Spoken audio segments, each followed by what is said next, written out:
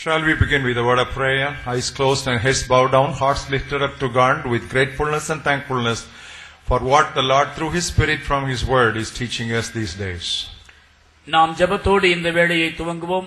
தலைகளை தாழ்த்தி கண்களை மூடி தேவன் இந்த காலையிலே தம்முடைய அனந்த மகத்துவமான வசனங்களை நமக்கு போதிப்பதற்காக நன்றியுள்ள இருதயத்தோடு அவரை நோக்கி பார்ப்போம். Gracious Heavenly Father, we thank you this morning for bringing us to the third and the final day of this 3-day Sound Doctrine Seminar number 2 and all the lessons we have learned during these 3 days. கிருபை நிறைந்த வானக தந்தையே, இந்த ஆரோக்கிய உபதேச கருத்தரங்கின் இரண்டாம் நிலைக்கு எங்களை நீர் அழைத்து வந்து இந்த 3 நாள் முகாமின் 3வது நாளுக்கும் நீர் எங்களை கொண்டு வந்ததற்காக நாங்கள் உமக்கு நன்றி சொல்கின்றோம். Thank you for the scales which fell off from our eyes in the process of the ministry of your word. ஆண்டவரே, உம்முடைய திருவசன ஊழியத்தின் சமயத்திலே எங்களுடைய கண்களிலிருந்து விழுந்ததான செதில்களுக்காக உமக்கு ஸ்தோத்திரம். Give us any number of touch more and more so that Lord we can see better and more clearly. இன்னும் கூடுதலான தொடுதல்களினாரே நீர் எங்களை தொட்டு நாங்கள் இன்னும் தெளிவாக தீர்க்கமாக பார்க்கும்படியாக எங்கள் கண்களை திறந்தருளும். Help us, O God, to grow in all understanding and knowledge and wisdom and in discernment as mature believers. தேர்ச்சி பெற்ற விசுவாசிகளாக ஞானத்திலும் புரிந்து கொள்ளுதலும் அறிவிலும் நாங்கள் வளர்ந்து பகுத்தறியும் சக்தியிலே பெருக கிருபைதாரும். This is a time that we have to become teachers. This is not a time that we should behave as babies to whom milk must be served. ஆண்டவரே, பாலுண்கிற குழந்தைகளாக அல்ல, போதிக்கின்ற போதகர்களாய் நாங்கள் செயல்பட வேண்டிய காலம் இது என்று எங்களை நீர் உணர்த்திவித்து எழுப்பிவிட வேண்டுமாய் நாங்கள் கெஞ்சுகின்றோம். Towards that end, Lord, we thank you that you are preparing us. ஆண்டவரே, அந்த நோக்கிற்கு நேராக நீர் எங்களை ஆயத்தப்படுத்துகிறீர் என்று நாங்கள் உமக்கு நன்றி செலுத்துகின்றோம். Thank you for your goodness and your grace. உம்முடைய நற்குணத்திற்காகவும் கிருபைக்காகவும் உமக்கு நன்றி சொல்கின்றோம். We bless you because your mercy endures forever. ஆண்டவரே, உம்மை துதிக்கின்றோம். உமது கிருபை என்றும் உள்ளது. உமக்கு நன்றி. Now, Lord, as we continue our meditation, let it be pleasing in your sight. இப்பொழுதும் எங்களுடைய தியானத்தை நாங்கள் தொடரும் பொழுது கர்த்தாவே, அது உம்முடைய சமூகத்திலே பிரீதியாய் இருக்கும்படியாய் வேண்டுகின்றோம். In Jesus' name we pray. இயேசுவின் திருப்பெயரால் வேண்டிக் கொள்கிறோம் பிதாவே. Amen. Amen. So we are studying this very important subject of spiritual warfare. ஆன்மீக போராட்டம் என்கிறதான முக்கியமான கருப்பொருளை நாம் தியானித்துக் கொண்டிருக்கிறோம். Our battle or our fight is not with flesh and blood. It is against, it's not with people, but it is against the principalities and powers and wicked hosts of darkness, and they are resident in the heavenly places. நம்முடைய போராட்டம் எந்த மனிதரோடும் அல்ல, மாம்சத்தோடும் இரத்தத்தோடும் அல்ல, அந்தகார லோகாதிபதிகளோடும் துரைத்தனத்தோடும் அதிகாரத்தோடும் வானமண்டலங்களில் உள்ள பொல்லாத ஆவிகளின் சேனைகளோடும் உள்ளது. We don't deal with the spirits, but the spirits are occupying the minds of people by their wrong philosophies and erroneous thinking, and we counteract them by the preaching of the gospel, because the word of God is hammer and the word of God is fire, which will burn the chaff with which the so-called brilliant minds of this world are filled. ஆவிகளோடு நாம் போராடுவதில்லை, மாறாக இந்த ஆவிகள் ஆக்கிரமித்திருக்கிற மனிதரின் மனதோடே நாம் போராடுகின்றோம். அவர்களுடைய மனதிலே இருக்கின்றதான பலவிதமான தர்க்கங்கள், எண்ணங்கள், தவறான சிந்தனைகள், இவைகளுக்கு எதிராக சத்திய வசனமாகிய ஆவியின் பட்டயத்தை நாம் பிரயோகிக்கின்றோம். கண்மலையை நொறுக்கும் சம்மட்டியாகிய வேத வார்த்தை, அக்கினியாக எரிக்கின்றதான தேவ வார்த்தை, இவற்றிற்கு முன்னதாக இந்த மனித ஞானமெல்லாம் பதராக பறக்கின்றது. The whole world is lying under the evil one, as the apostle John said after many years of Calvary.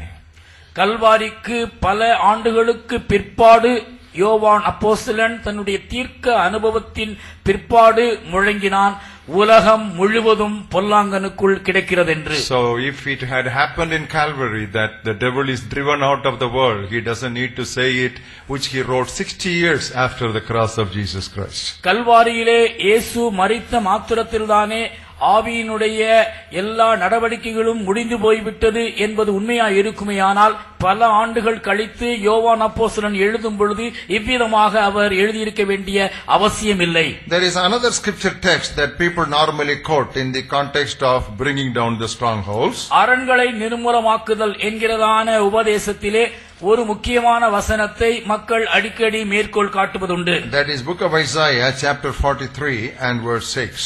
ஏசாயா 43 6வது வசனம். I will say to the north, give them up. நான் வடக்கை நோக்கி கொடு என்றும், And to the south, do not keep them back. தெற்கை நோக்கி வைத்திராதே என்றும் சொல்லி. And people usually quote this and say, we should talk to Madurai and say, Madurai, the spirit that is in Madurai, leave my people, release my people. மக்கள் இதை வைத்து சொல்லுவார்கள், மதுரையே, மதுரையின் ஆவியே, என் மக்களை நீ கட்டி வைத்திருக்கிறாயே, அவைகளை கொடுத்து விடு என்று சொல்வது. Oh, Tirupati, leave my people, leave them out. திருப்பதியே, நீ கட்டி வைத்திருக்கிற என் மக்களை விடுவித்து விடு. Now this verse does not teach that doctrine. இந்த வசனம் அந்த உபதேசத்திற்கு நேராக நம்மை வழிநடத்தவில்லை.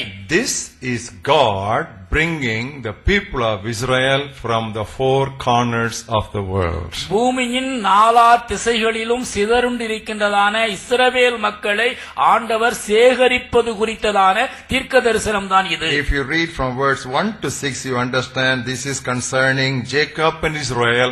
They are scattered all over the world. And we all know, according to prophetic promise, that he will bring back his people to their abode. 43வது அத்தியாயம் முதல் 6 வசனங்களை நீங்கள் வாசித்து பார்ப்பீர்களேயானால் அந்த தீர்க்க தரிசனம் யாக்கோபை குறித்தும் இஸ்ரவேலை குறித்தும் சொல்லப்பட்டுள்ளது.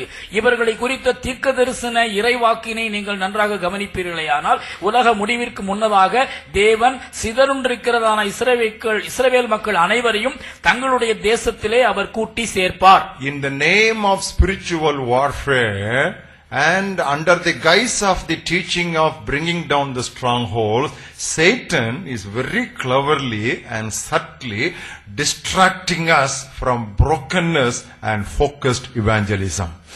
ஆன்மீக போராட்டம் என்கிற பெயரிலே, அரண்களை நிர்மூலமாக்குதல் என்கிறதான போர்வையிலே சாத்தான் இன்றைக்கு செய்கின்றதான காரியம் என்னவென்றால், நொறுங்குண்ட தன்மையின் என்றும் கூர்மையான நற்செய்தி பணியின் என்றும் அவன் நம்மை திசை திருப்புகின்றான். Very carefully he is engaging us something else which is not the primary weapon.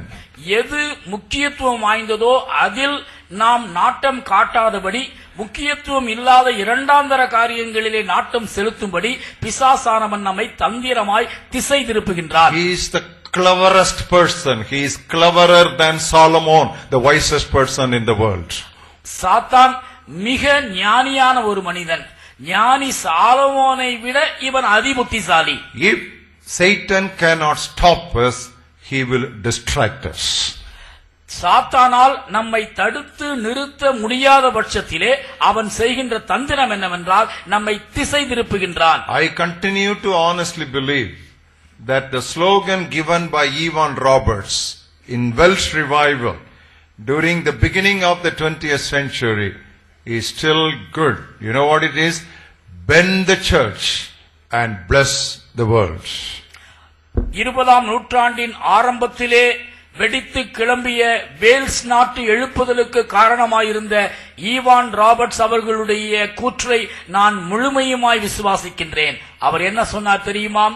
சபையை வளைத்து சமுதாயத்தை வளமாக்கும் ஆண்டவரே. That is always the method. If the country must be blessed, the church must be broken. இதுதான் எப்பொழுதுமே தேவனுடைய சட்டமாயிருக்கின்றது. தேசம் வளம் பெற வேண்டுமானால் திருச்சபை வளைந்துதான் ஆக வேண்டும். But that is difficult. ஆனால் அது கடினமானது. So we are trying to take easier alternative routes. கடினமான இந்த பாதை நமக்கு வேண்டாம் என்பதனால்தான் நாம் சுலபமான மாற்று வழிகளை கண்டுபிடிக்கின்றோம். Ask a church to go on a 2 or 3 days of fasting prayer to search their hearts, repent from their sins and reconcile with one another and restitute matters. They won't do it. But ask the same congregation to come around as a prayer march to bring down the stronghold of the city for 2-day march, everybody would come.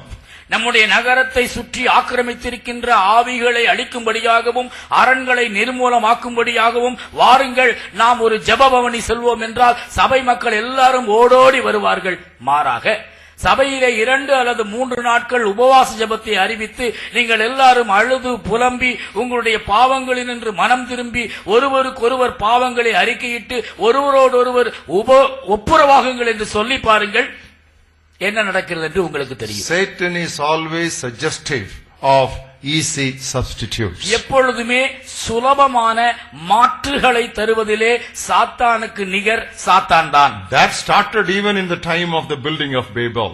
Babel கோபுரத்தை கட்டுகின்ற அந்த நாளில்தானே இந்த தந்திரம் வெட்ட வெளிச்சமானது. Instead of building with stones, there was the substitute of bricks. கல்லுக்கு பதிலாக செங்கல் இருந்தது. So Satan is always a religionist of propagating a religion of substitutes. எப்பொழுதுமே மாற்றுகள் போலிகளை உருவாக்குகின்றதிலே சாத்தான் மிக கெட்டிக்காரன். And it will go very fast. For stones it's difficult, but you burn bricks and make bricks, you can quickly do it. But as quickly it goes up, so quickly it will come down. கற்களை வைத்து கட்டிடம் கட்டுவதை போல செங்கற்களை வைத்து கட்டிடம் கட்டுவது அவ்வளவு வலிமையானதல்ல. அது மிகவும் சுலபமான ஒரு காரியம். வேக வேகமாக கட்டிவிடலாம். ஆனால் எந்த வேகத்தில் அது கட்டுகின்றீர்களோ அந்த வேகத்தில் விழுவதற்கான வாய்ப்பும் இருக்கின்றது. Satan is very subtly, maybe I would make a statement, very subtly, he is dragging us into activities which are simply exciting, but it won't yield any result, and he is draining our energy. பரவசமூட்டுகின்ற நடவடிக்கைகளுக்குள்ளாய் நம்மை வம்பாக இழுத்து அதனாலே எந்த விதமான விளைவுகளையும் பெற முடியாமல் நம்மை வறட்சியாக்கி நம்முடைய சக்திகளை விரயம் செய்வதிலே அவன் மிகவும் தந்திரசாலி. Nehemiah was building the walls of Jerusalem. எருசலேமின் அலங்கத்தை நெகேமியா கட்டி எழுப்பினான். What did the enemy say? அப்பொழுது எதிரிகள் என்ன சொன்னார்கள்? We are not against your building. உங்களுடைய கட்டடத்திற்கு நாங்கள் எதிரிகள் அல்ல. Let's just talk it over. ஆனாலும் நாங்கள் உட்கார்ந்து பேசுவோம் வாருங்கள். They were enemies. அவர்கள் சத்துருக்கள். So the enemies were inviting Nehemiah to get into a conversation and a discussion with them. எதிரிகள் நெகேமியாவை கலந்து பேசுவதற்காக அழைக்கின்றார்கள். Where did they invite him? எங்கே அவனை அழைக்கின்றார்கள்? They invited him to a valley called Ono. ஓனோ பள்ளத்தாக்கிற்கு அவனை இந்த சமரச பேச்சிற்கு அழைக்கின்றார்கள். What did Nehemiah do? நெகேமியா என்ன செய்தான்? ஒரு கை பாத்துருவண்டா அப்படின்னு சொல்லிட்டு he did not jump into the battle. அவன் அந்த யுத்தத்திலே குதிக்கவில்லை. He did not do that. அவன் அதை செய்யவில்லை. I don't want to get diverted. நான் திசை திரும்ப விருப்பமில்லை. What am I going to do? நான் என்ன செய்ய போகிறேன்? I'll continue to build. நான் கட்டுவதை தொடர்ந்து நடத்துவேன். And what will be my answer who are calling me to come down to the valley of Ono? ஓனோ பள்ளத்தாக்கிற்கு இறங்கி வரச் சொல்லி என்னை கூப்பிடுகின்ற மக்களுக்கு என்னுடைய பதில் என்ன? Oh no. ஓ இல்லை. I won't come. நான் வரமாட்டேன். I am doing a great work. நான் பெரிய வேலையை செய்கிறேன். They were trying to frustrate me. They were trying to divert my energy into something that will bring no results. எந்த விளைவையும் பலனையும் தராத ஒரு காரியத்திலே ஈடுபடும்படி அவர்கள் என்னை திசை திருப்புகிறார்கள், என் மனதை இழக்கரிக்க பண்ணுகிறார்கள். So what did Nehemiah do? அப்பொழுது நெகேமியா என்ன செய்தார்? He continued to build, and for his defense he was keeping the sword. அவன் தொடர்ந்து கட்டிட வேலையை செய்து கொண்டே இருந்தான்.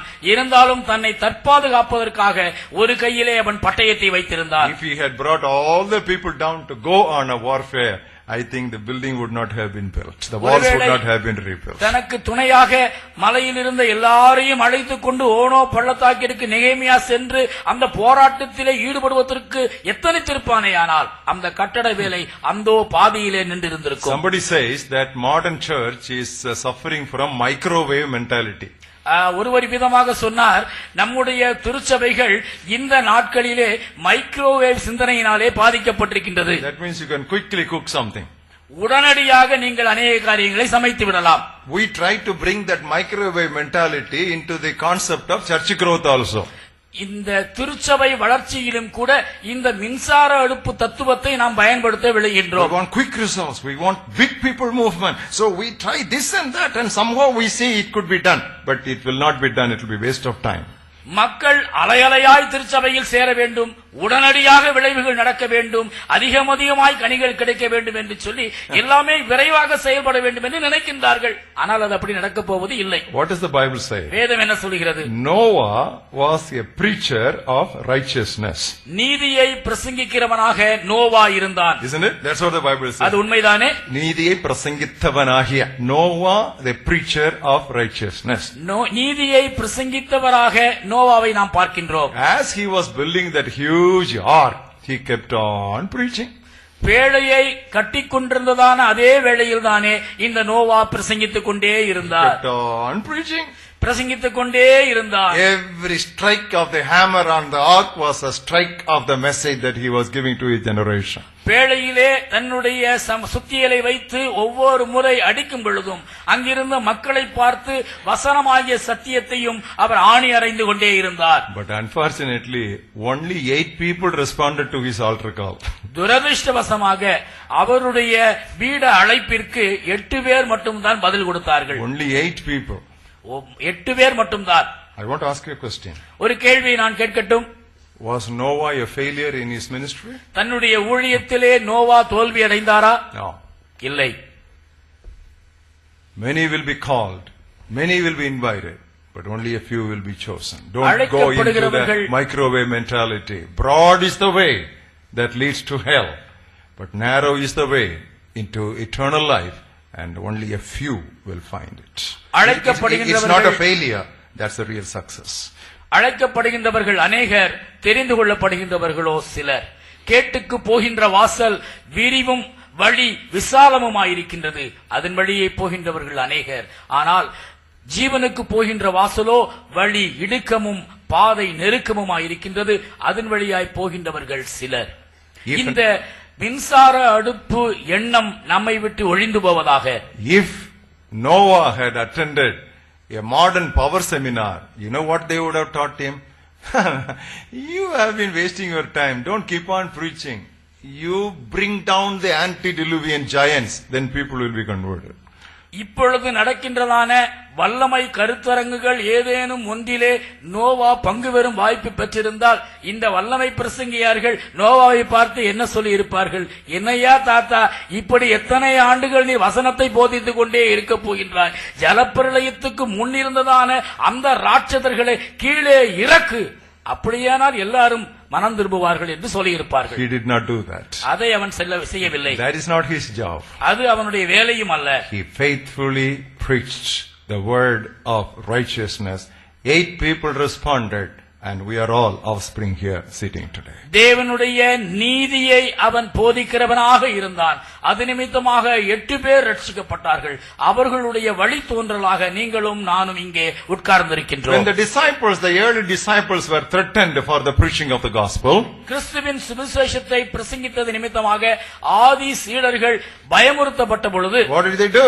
அவர்கள் என்ன செய்தார்கள்? Did they address any spirit? Oh, you spirit of Herod, you come down. We bind Herod. Did they pray like that? ஏரோதின் ஆவியே, நீ கீழே இறங்கி வா, உன்னை நான் கட்டுகிறேன் என்று அவர்கள் சொல்லவில்லை. No. இல்லை. The Bible says, வேதம் சொல்கிறது, when they heard what was reported as the news of threatening, அவர்கள் இந்த பயமுறுத்தலின் வார்த்தைகளை கேட்ட பொழுது what did they do? அவர்கள் என்ன செய்தார்கள்? You don't need to turn to the Bible. Yesterday we did that for Orissa. நீங்கள் வேதத்தை திருப்பி பார்க்க வேண்டிய அவசியமில்லை. நேற்றைய தினத்திலே ஒரிசாவிற்காக ஜெபிக்கும் பொழுது நாம் அந்த ஜெபத்தை பயன்படுத்தினோம். My Bible says, என் வேதம் சொல்கிறது, when they heard these words, இந்த வார்த்தைகளை அவர்கள் கேட்ட பொழுது they lifted up their voice unto God. அவர்கள் தங்களுடைய வாயை தேவனுக்கு நேராக திறந்து உயர்த்தினார்கள். சத்தத்தை தேவனுக்கு நேராக உயர்த்தினார்கள். Lifted up their voice unto God. அவர்கள் தங்களுடைய சத்தத்தை தேவனுக்கு நேராக உயர்த்தினார்கள். Look at that verse again. மீண்டுமாக அந்த வசனத்தை பாருங்கள். Acts 4th chapter. அப்போஸ்தலர் 4வது அத்தியாயம். You know, all these scripture texts are there. Now when you go from here and you share these truths with other people, you won't be so easily accepted. You will be opposed. But ask for proof from the Bible. There is not much left for them to refute what is taught here. இப்படிப்பட்ட அநேக வசனங்கள் நம்மிடத்திலே உண்டு. நீங்கள் கற்றுக்கொள்கின்றதான காரியங்களை இங்கிருந்து சென்று மற்றவர்களோடு பகிர்ந்து கொள்ளும் பொழுது நிச்சயமாக உங்களை ஆதரிப்பவர்களை விட உங்களை எதிர்ப்பவர்கள் தான் அநேகமாயிருப்பார்கள். இருந்தாலும் மனம் தளராது. நீங்கள் சொல்லுகின்ற காரியங்களுக்கு வசன ஆதாரம் தாருங்கள் என்று கேட்டு பாருங்கள். நிச்சயமாக அவர்களால் சொல்ல முடியாது. You can memorize this prayer anywhere the church is suffering. Don't immediately go about binding here at spirit or BJP spirit or Vajpayee spirit. That is not your job. எங்கெல்லாம் You lift up your voice unto God and you say, Lord, look at their threatenings. They did not pray punish them or finish them. They said, Lord, look at their threatenings. Give us boldness to continue to preach the gospel. And the Holy Spirit came. The place was shaken. The result, they spoke the word of God with boldness. எங்கெல்லாம் திருச்சபை உபத்திரவத்தினூடே பயணிக்கின்றதோ அந்த நேரத்திலெல்லாம் அங்கிருக்கின்ற அசுத்தாவிகளை கட்ட வேண்டும் என்று நினைக்காதிருங்கள். ஏரோதே உன்னுடைய ஆவியை கட்டுகின்றேன், BJP ஆவியை கட்டுகின்றேன், வாஜ்பாயின் ஆவியை கட்டுகின்றேன் என்றெல்லாம் பிதட்டாதிருங்கள். தேவனுக்கு நேராக உங்களுடைய சத்தத்தை உயர்த்துங்கள். தேவனுக்கு நேராக அந்த பயமுறுத்தல்களை அவர் கவனிக்கும்படியாக சொல்லுங்கள். மாறாக அவர்களை ஒழித்து கட்டும் ஆண்டவரே, இவர்களை தண்டியும் ஆண்டவரே என்றெல்லாம் சொல்லாதிருங்கள். தேவனிடத்தில் நீங்கள் ஜெபிக்கும் பொழுது ஆண்டவர் உங்களுக்கு தைரியத்தை தருவார். அந்த தைரியத்தின் தொடர்பாக வசனத்தை தொடர்ந்து பிரசங்கிக்கும்படியாக தேவன் உங்களுக்கு கிருபை கொடுப்பார். அப்பொழுது நீங்கள் ஜெபிக்கின்றதான இடம் அசையும். தேவ வசனத்தை தொடர்ந்து தைரியமாய் பிரசங்கிப்பீர்கள். Don't be agitated when you hear news of persecution. Be burdened and concerned when you hear such news. உபத்திரவங்களை குறித்து கேள்விப்படும் பொழுது பதட்டம் அடையாதிருங்கள். உங்களுடைய மனதிலே ஒரு பாரமும் அக்கறையும் வரட்டும். Because whatever is happening is according to the determined will and purpose of God. தேவனுடைய நிர்ணயிக்கப்பட்ட சித்தம் திட்டத்தின் நிறைவேறுதலாக தான் நடப்பவையெல்லாம் நடந்து கொண்டிருக்கின்றன. Acts of the Apostles 2nd chapter. அப்போஸ்தலர் 2ஆம் அத்தியாயம். And look at verses 23 and 24. 23-24 வசனங்கள். Him being delivered, how? Not because the Roman soldiers were more powerful than that Nazareth carpenter. No, it says he was delivered by the determined counsel and foreknowledge of God. You have taken by lawless hands and crucified and put to death. இயேசுவை அவர்கள் சிலுவையில் அறைந்தார்கள். எப்படி? ஏன்? இந்த நாசரேத்தூர் தச்சனை விட அந்த ரோம போர் சேவகர்கள் மிகுந்த பலசாலிகளாய் இருந்தார்களோ? இல்லை பிரியமானவர்களே. அவர் தேவன் நிர்ணயித்திருந்த ஆலோசனையின்படியும் அவருடைய முன்னறிவியின்படியும் ஒப்புக் கொடுக்கப்பட்ட அந்த இயேசுவை கொலை செய்தார்கள். This spirit the early disciples had. That is why persecution did not surprise them. இந்த சிந்தனை ஆதி அப்போஸ்தலருடைய மனதிலே ஆழமாய் பதிந்திருந்தது. ஆகையால் தான் உபத்திரவங்களை கண்டு அவர்கள் பதட்டமடையவில்லை. Persecution should not surprise us. Absence of persecution only should surprise us. உபத்திரவங்கள் நம்மை கலங்கடிக்க கூடாது. உபத்திரவம் இல்லை என்றால் தான் நாம் ஆச்சரியப்பட வேண்டும். Please understand that. நன்றாக விளங்கிக் கொள்ளுங்கள். Persecution should not surprise us. உபத்திரவங்கள் வருவது நமக்கு ஆச்சரியமா இருக்க கூடாது. Tell me one church period when there was no persecution. எந்த சபை காலத்திலாவது உபத்திரவமே இல்லை என்று வரலாற்றிலிருந்து நீங்கள் ஏதாவது எடுத்துக்காட்டு கூற முடியுமா? One period when it was without persecution. எந்த கிறிஸ்தவ காலத்திலாவது திருச்சபை வரலாற்றிலாவது உபத்திரவம் இல்லை என்று சொல்ல முடியுமா? These days they are kind, more kind than before. This day they are burning only church buildings. But those days they were burning the saints of God who were translating the Bible. இந்த நாட்களிலே எரிக்கப்படுவதெல்லாம் ஆலயங்கள் தான். ஆனால் அந்த நாட்களிலே வேதத்தை மொழிபெயர்த்த பரிசுத்தவான்களை உயிரோடு தீக்கொளுத்தினார்கள். Who threw them into den of lions today? Who throws into the den of lions today? சிங்க கெபிக்குள்ளே இன்றைக்கு நம்மை தூக்கி எறிவது யார்? Who is cutting us asunder by a hacksaw? வாளால் இன்றைக்கு நாம் யாரால் அறுப்புண்கின்றோம்? No. ஒன்றுமில்லையே. Things have become better. இன்றைக்கு பார்த்தால் இந்த காரியங்கள் எல்லாம் இன்னும் கருணையாக நடக்கின்றது என்றுதான் சொல்ல வேண்டும். But the early church was confident because they had a faith. You know what that faith was? Everything happens according to the predetermined purpose and will of God. ஆதி திருச்சபை விசுவாசிகளுக்கு ஒரு ஆழ்ந்த நம்பிக்கை இருந்தது. என்னவென்றால் நடப்பதெல்லாம் தேவனுடைய நிர்ணயிக்கப்பட்ட ஆலோசனையின்படியும் முன் அறிவின்படியுமே நடக்கிறது. Oh, this particular chief minister, if he comes and takes over this particular state, ayyo, evangelism is gone. ஐயோ, இந்த மாநிலத்திலே அந்த முதல்வர் வந்துவிட்டால் அவ்வளவுதான், சுவிசேஷம் நிர்மூலமாகிவிடுமே. No, you tell the early disciples, you know what they will say? இதை போய் நீங்கள் ஆதி அப்போஸ்தலரிடத்திலே சொன்னால் அவர்கள் உங்களுக்கு என்ன பதில் சொல்வார்கள் தெரியுமா? Let the kings of the earth gather around the anointed of the Lord. பூமியின் ராஜாக்கள் தேவன் அவர் அபிஷேகம் பண்ணினவருக்கு விரோதமாக உட்கார்ந்து பேசட்டும், கூட்டம் கூடட்டும். கூட்டம் கூடட்டும். What will happen? என்ன நடக்கும்? பரலோகத்தில் வீற்றிருக்கிறவர் சிரிப்பார். He who sits on the heavens, he shall laugh. பரலோகத்தில் வீற்றிருக்கிறவர் நகைப்பார். Do you understand? விளங்கிக் கொண்டீர்களா? This is the faith which overcomes the world. What faith? What God can do. That's the real faith. இந்த விசுவாசம் தான் உலகை ஜெயிக்கிற ஜெயம். இது என்ன விசுவாசம்? தேவனால் என்ன செய்ய முடியும் என்பது. Praise God for the Romans. ரோமர்களுக்காக ஆண்டவரை துதிப்போம். You know why? ஏன் தெரியுமா? If the Romans had not laid the roads, the first missionaries would not have been able to travel so easily. அனைத்து சாலைகளும் ரோமாபுரிக்கு நேரே செல்கின்றன என்று சொல்லுவார்கள். இந்த ரோமர்கள் சாலையை நேர்த்தியாக போடாதிருந்தால் மிஷனரிகள் எட்டு திக்கும் எப்படி பயணித்திருப்பார்கள்? Praise God for the Greeks. கிரேக்கர்களுக்காக கர்த்தருக்கு ஸ்தோத்திரம். If there had been no Greeks, we would not have got a Greek Bible. கிரேக்கர்கள் இல்லாதிருந்தால் நமக்கு கிரேக்க வேதாகமம் கிடைத்திருக்காது. New Testament also would have been in Hebrew only. That is the Sanskrit of Brahminism in India. புதிய ஏற்பாடும் கூட எபிரேய மொழியிலேயே எழுதப்பட்டிருக்கும். இந்திய மொழிகளிலே சமஸ்கிருதம் எப்படியோ அப்படித்தான் யூதர்களுடைய எபிரேய மொழியும் கருதப்பட்டது. God wanted Greek culture to grow.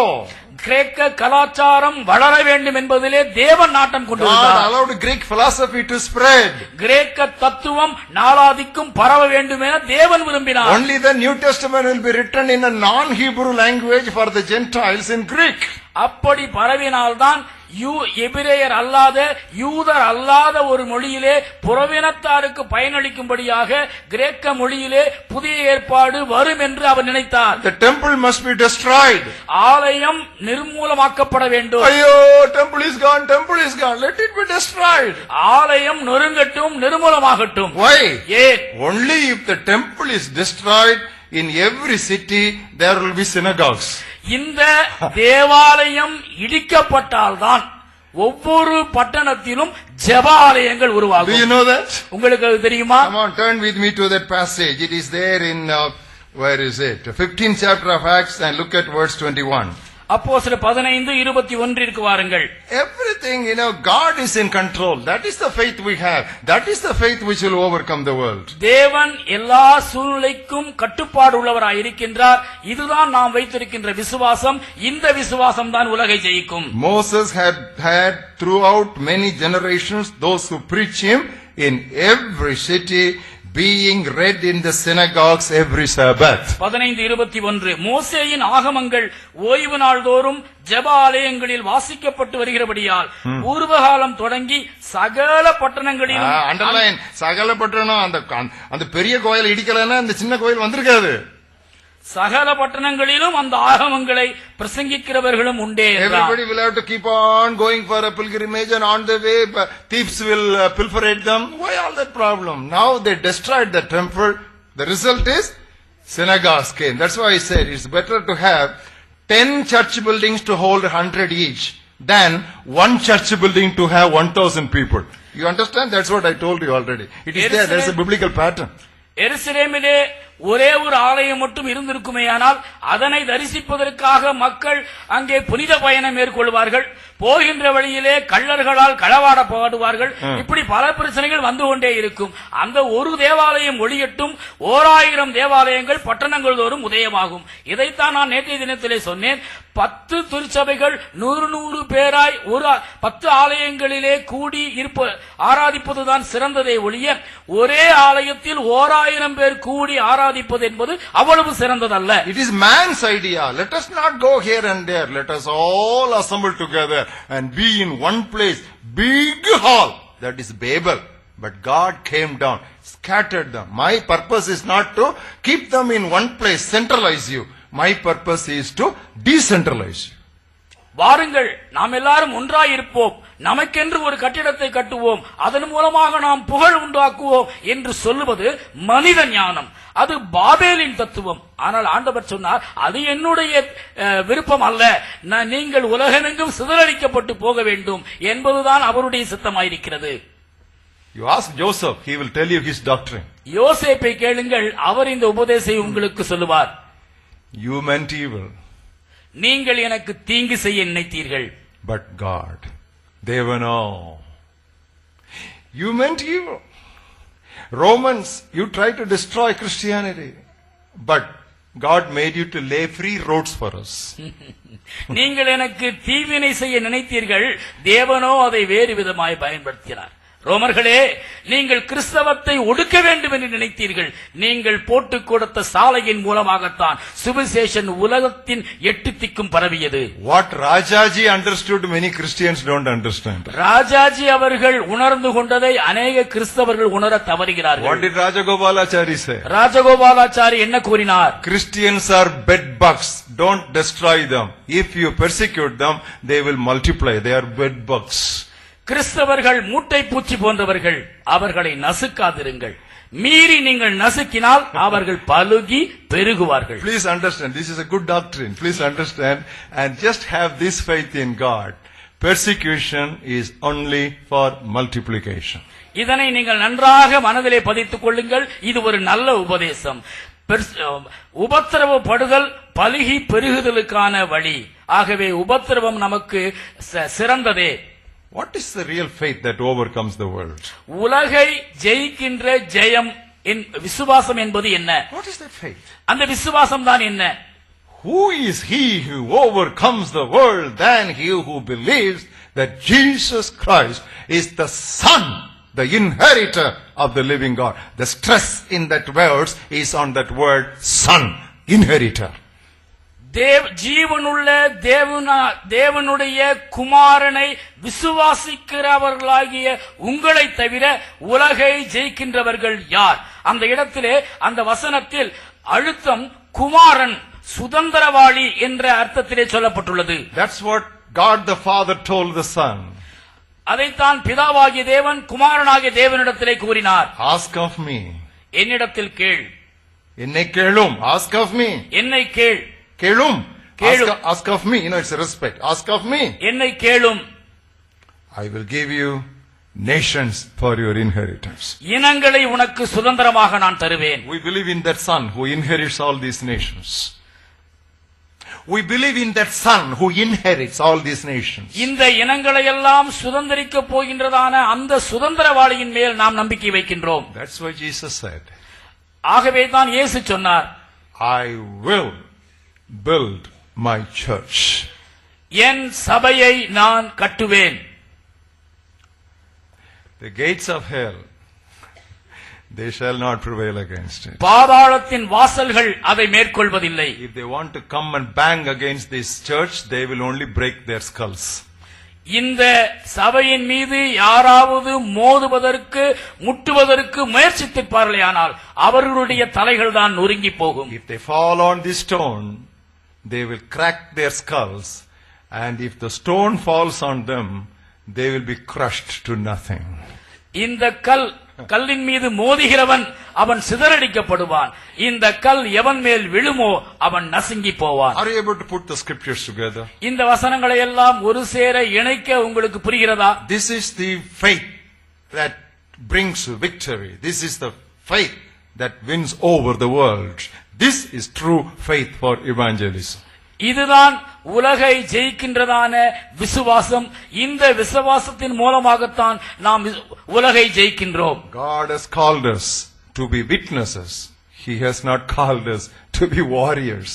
தேவன் நம்மை போராளிகளாய் இருப்பதற்கு அழைக்கவில்லை, சாட்சிகளாய் இருக்கவே அழைத்திருக்கிறார். Go into all the world உலகமெங்கும் புறப்பட்டு போய் and be my witness. என்னுடைய சாட்சிகளாய் இருங்கள். You know, it's very easy to shift the gear from being a witness to warfare. That's a very subtle tactic of the devil. We are to be witnesses, preaching, proclaiming what is chaff before the word which is fire. சாட்சிகளாய் இருப்பதை விட்டுவிட்டு போராளிகளாய் இருக்க நம்மை ஏவுவது பிசாசானவனுடைய தந்திரமான ஒரு வஞ்சகம். நாம் பிரசங்கித்துக் கொண்டே இருக்க வேண்டும். வசனத்தை பறைசாற்றிக் கொண்டே இருக்க வேண்டும். இந்த வசனமாகிய தேவனுடைய அக்கினிக்கு முன்னதாக பதர் எம்மாத்திரம். Brother, does it mean that we are not supposed to fight at all? அப்படியானால் நாம் போராடுவதற்கு இடமே இல்லையா சகோதரனே? There is a fight. நமக்கு ஒரே ஒரு போராட்டம் உண்டு. You know what is that fight? அந்த போராட்டம் என்ன தெரியுமா?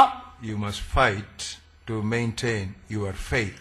That is why Paul said, I fought a good fight, I kept my faith. விசுவாசத்தை காத்துக்கொள்வது ஒன்றுதான் நம்முடைய போராட்டம். ஆகவேதான் பவுலப்போஸ்தலன் கூறினார், நல்ல போராட்டத்தை போராடினேன், விசுவாசத்தை காத்துக்கொண்டேன். Are you clear? இப்பொழுது உங்களுக்கு தெளிவாக இருக்கிறதா? Are you able to understand? நீங்கள் உங்களால் புரிந்து கொள்ள முடிகிறதா? That is why the Bible says our faith in what God can do is what overcomes the world. தேவன் நாம் வைத்திருக்கின்ற விசுவாசத்தின் மூலமாக உலகை ஜெயிக்கின்ற ஜெயத்தை நமக்கு தருகின்றார். In personal lives also, நம்முடைய தனி வாழ்வில் கூட I will give an example. ஒரு உதாரணத்தை நான் தருகின்றேன். Paul had a thorn in his flesh. பவுலுக்கு தன்னுடைய உடலிலே ஒரு முள் இருந்தது. What was it or who was it? அது என்ன அல்லது அது அது யார்? யார்? Come on. Paul had a thorn in his flesh. Pavul தன்னுடைய உடலிலே ஒரு முள்ளை பெற்றிருந்தான்.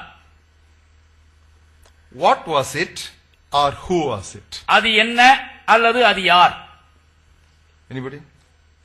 யாராவது சொல்லுகின்றீர்களா?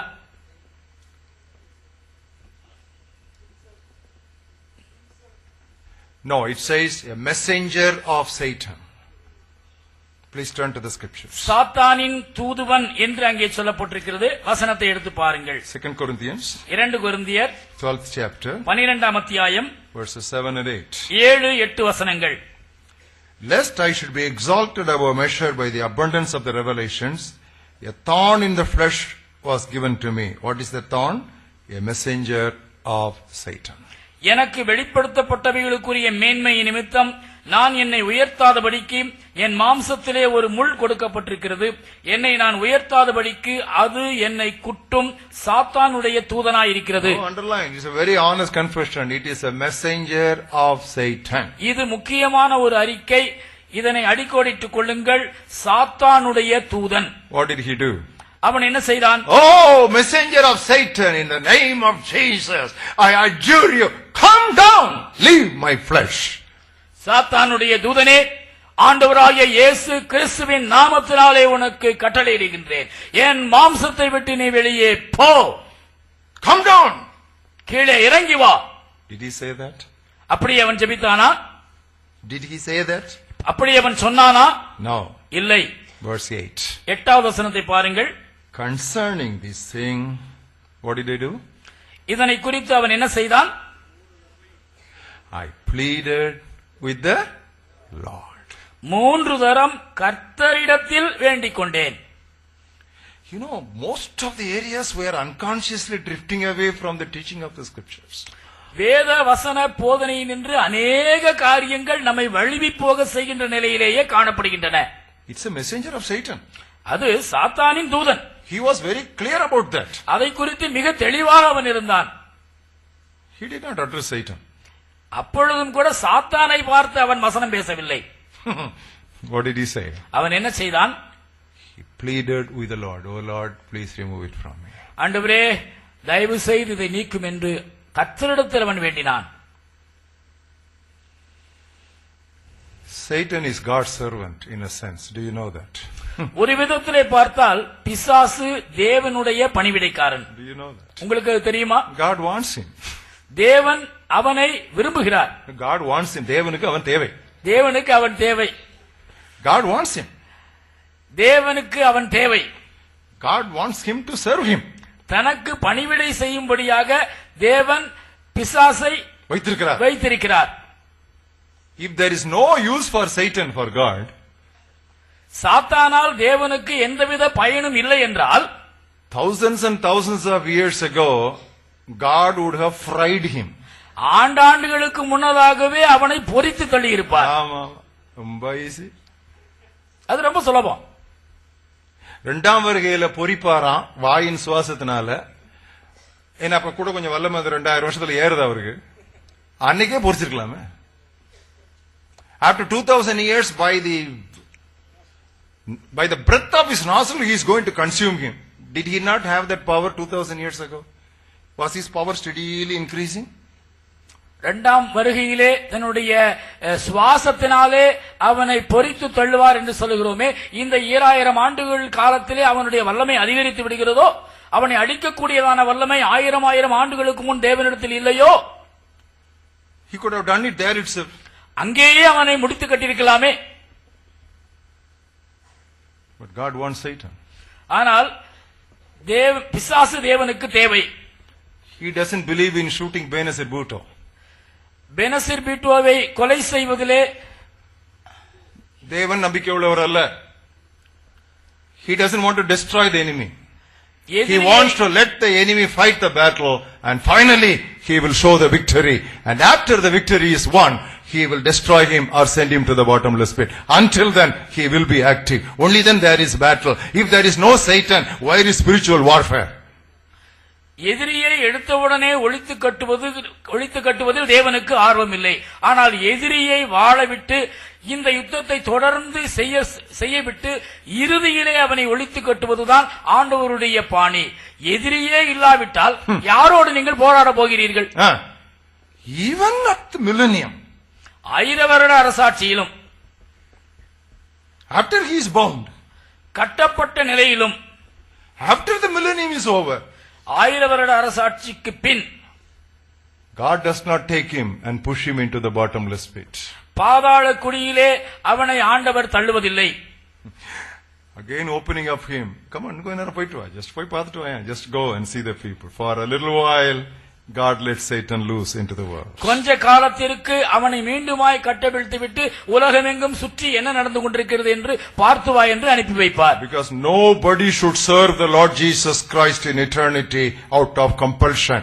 They should serve the Lord Jesus in eternity only out of their choice. நித்தியத்திலே தேவாதி தேவனை கட்டாயத்தின் நிமித்தமாக யாரும் சேவிக்க கூடாது.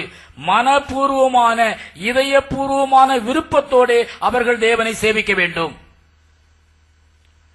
So this is where our faith comes on God, who is sovereign, he is almighty. ராஜரீக சர்வ வல்லவராய் இருக்கின்ற தேவனின் மீது இப்படிப்பட்ட நிலையில்தான் நம்முடைய விசுவாசம் வர வேண்டும். Any other practice reduces God to another angel of Satan. இதற்கு மாறான எந்த ஒரு காரியமும் தேவனை ஒரு சாத்தான் அல்லது தேவதூதன் நிலைக்கு இறக்கி கொண்டு வருகிறது. God is God. தேவன் தேவனே. பரலோகத்தில் வீற்றிருக்கிறவர் அவர்களை பார்த்து நகைப்பார நல்ல சிரிப்பு, அசட்டு சிரிப்பு. என்னடா பண்ற ஒரு சால போயிட்டு வா, கொஞ்ச நாள் எவ்வளவு நாள் வேணுமோ போ, கெட்டி வச்சுட்டேன்னு கோவப்படாத, கொஞ்ச நாள் வேணாலும் போயிட்டு வா. See, this is the faith we have in our great almighty God.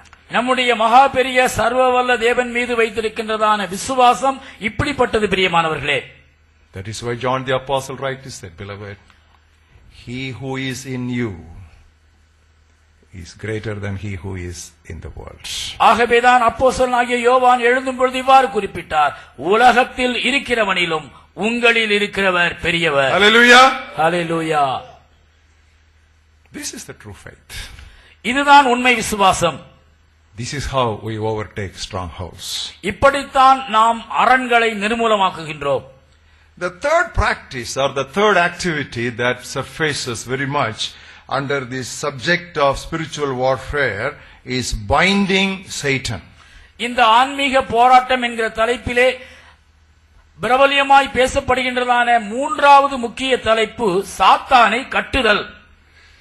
If we can bind the devil and the demons, where is spiritual warfare? He is bound. பிசாசையும் அசுத்த ஆவிகளையும் நாம் கட்ட முடியுமானால் ஆன்மீக போராட்டம் என்கிறதான தலைப்புக்கே வேலை இல்லையே. Christ rebuked the devil. கிறிஸ்து பிசாசை அதட்டினார். He cast out the devil. அவர் பிசாசை விரட்டினார். He never once bound the devil. ஒரு காலும் அவர் பிசாசை கட்டவில்லை. In the wilderness, வனாந்தரத்தில் when the devil tempted him once, twice, thrice in quick succession, தொடர்ந்தேர்ச்சியாக 1, 2, 3 முறை இயேசுவை அவன் சோதித்த பொழுது what did Jesus say? இயேசு என்ன சொன்னார்? Get thee behind me. He did not say die, get finished. No, get behind me. That's all. Don't come before me. Get behind me. ஒளிந்து போ, தொலைந்து போ என்றெல்லாம் அவர் சொல்லவில்லை. எனக்கு பின்னாக போ சாத்தானே, முன்னாடி வராதே என்று சொன்னார். அவ்வளவுதான். And that's what exactly he told the disciples. அதைத்தான் அவர் தம்முடைய சீடர்களுக்கும் சொன்னார். When you go, நீங்கள் போகும் பொழுது preach the gospel, சுவிசேஷத்தை பிரசங்கியுங்கள், heal the sick, நோயாளிகளை சுகமாக்குங்கள், cast out demons. அசுத்த ஆவிகளை விரட்டுங்கள். That's all. Thorathunga. Just drive them away. அவைகளை துரத்துங்கள். அவ்வளவுதான். That is why the disciples never bound Satan. ஆகவேதான் சீடர்களும் ஒருபோதும் பிசாசை கட்டவே இல்லை. What does the Bible teach us? வேதம் சொல்கின்றதான போதனை என்ன? Give no place to the devil. பிசாசுக்கு இடம் கொடாதிருங்கள். That's what we read in Ephesians 4th chapter and verse 27. எபேசியர் 4:27 அதை தான் நாம் You all வாசிக்கின்றோம். know that. Give no place to the devil. நீங்கள் எல்லாரும் அறிந்திருக்கிற வசனம், பிசாசுக்கு இடம் கொடாதிருங்கள். And number 2, இரண்டாவது, stand against the devil. பிசாசுக்கு எதிர்த்து நில்லுங்கள். That's what we read in Ephesians 6:11, that famous spiritual armor passage. சர்வ ஆயுத வர்க்கம் என்று சொல்லப்படுகின்றதான அந்த முக்கியமான பகுதியிலே இது வருகின்றது. எபேசியர் 6:11. Stand against the devil. பிசாசுக்கு எதிர்த்து நில்லுங்கள். James 4:7. யாக்கோபு 4:7. Resist the devil. பிசாசுக்கு எதிர்த்து நில்லுங்கள். What will he do? அப்பொழுது அவன் என்ன செய்வான்? Huh? He will run away. He will flee from you. அப்பொழுது அவன் உங்களை விட்டு ஓடி போவான். But if you bind him, he will not run. He cannot run. You will have to carry him. நீங்கள் அவனை கட்டிவிட்டால் அவன் ஓட மாட்டான், ஓட முடியாது. ஓட முடியாது.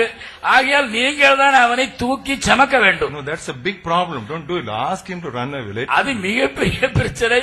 ஆகையால் அவனை ஓட்டி விடுங்கள், கட்டாதீர்கள். Resist the devil. பிசாசுக்கு எதிர்த்து நில்லுங்கள். When he comes to the devil, no, I'm standing on the word of God. நான் இறை வார்த்தையின் மீது நிற்கின்றேன் என்று சொல்லுங்கள். He will run away. அப்பொழுது அவன் ஓடி போவான். So clear-cut teaching of the Bible should not be twisted by some obscure passage somewhere. ஏதோ ஒரு வசனம் 2 வசனம் ஆங்காங்கே சொல்லப்பட்டிருக்கிறதை வைத்து சத்தியத்தை நாம் திருக்க கூடாது. மிக தெளிவாக இந்த வசனங்கள் நேரடியாக சொல்லப்பட்டுள்ளன. The devil, like a roaring lion, is roaming about whom he may devour. எவனை விழுங்கலாமோவென்று கர்ச்சிக்கிற சிங்கம் போல பிசாசானவன் அலைந்து திரிகிறான். வகை தேடி சுற்றித் திரிகிறான். He roams about. வகை தேடி சுற்றித் திரிகிறான். What does the Bible say? வேதம் என்ன சொல்கிறது? Arrest him. அவனை கைது செய்யுங்கள். Does the Bible say that? அப்படி வேதம் சொல்கிறதா? You be on the alert. That's all. நீங்கள் விழிப்புணர்வோடு இருங்கள். Look at that passage. 1 Peter 5th chapter. 1 பேதுரு 5வது அத்தியாயம் 8th verse. 8வது வசனம். 1 Peter 5 and verse 8. 1 பேதுரு 5:8. Be sober and be vigilant. That's it. தெளிந்த புத்தியுள்ளவர்களாய் இருங்கள், விழித்திருங்கள். That's all. அவ்வளவுதான். Don't arrest him. அவனை பிடிக்காதிருங்கள். Don't arrest him, don't bind him, all that. You just stand your ground, that's all. And the other things will be taken care of. அவனை கைது செய்து பிடித்து கட்டுவது இந்த வேண்டாத வேலையெல்லாம் வேண்டாம். Don't exceed the scriptural limits. Other than this, the Bible does not teach any other thing directly about what we should do to Satan. சாத்தானுக்கு செய்ய வேண்டிய காரியம் இன்னது என்று இப்பொழுது நாம் பார்த்ததை தவிர வேறு எந்த காரியத்தையும் நேரடியாக வேதம் சொல்லவில்லை. Cast out the devil. பிசாசை துரத்துங்கள். Give no place to the devil. பிசாசுக்கு இடம் கொடாதிருங்கள். Stand against the devil. பிசாசுக்கு எதிராக நில்லுங்கள். Resist the devil. பிசாசுக்கு எதிர்த்து நில்லுங்கள். Be vigilant. விழித்திருங்கள். This is the direct, and underline the word direct. நேரடி என்கிற வார்த்தையை அடிக்கோடிட்டுக் கொள்ளுங்கள். Explicit. தெளிவான. Open. திறந்த. Clear. தெளிவான. Unquestionable. கேள்விக்கு இடமில்லாத. Straightforward.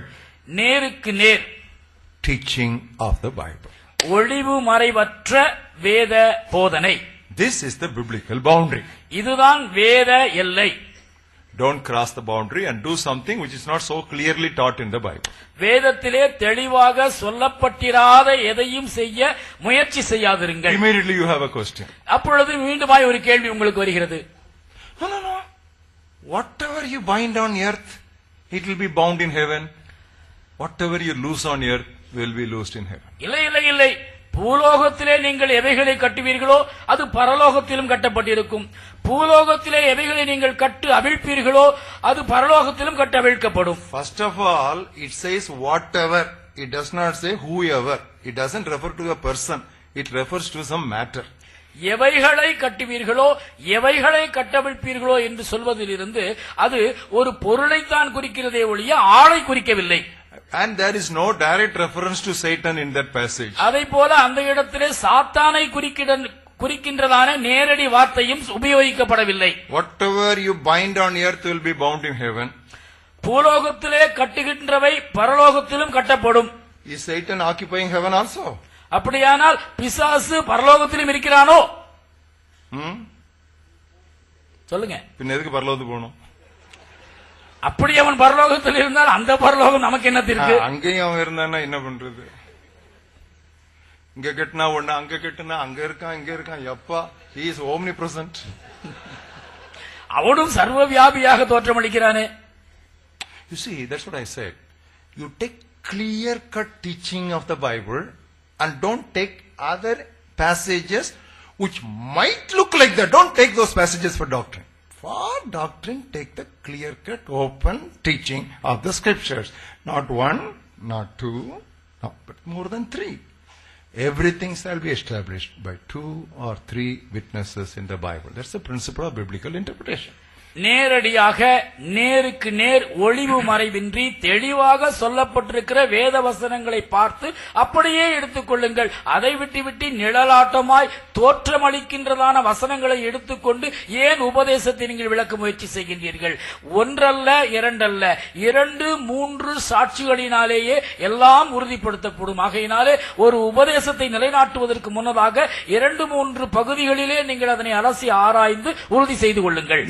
Binding and loosening, it's actually a judicial term. இந்த கட்டுதல் கட்டவிழ்த்தல் இவைகள் எல்லாம் வழக்குமன்ற சொற்கள். Now that was there in the Hebrew court of law. எபிரேய நீதிமன்றங்களிலே இந்த வார்த்தைகள் உபயோகிக்கப்பட்டன. And in the 18th chapter of Matthew's Gospel, Jesus was talking about the discipline in the church. சபை ஒழுங்கை குறித்து மத்தேயு எழுதின சுவிசேஷம் 18வது அத்தியாயத்திலே இயேசு கிறிஸ்து பேசுகின்றார். If a man does not listen to you once, you tell it to 2 or 3 elders.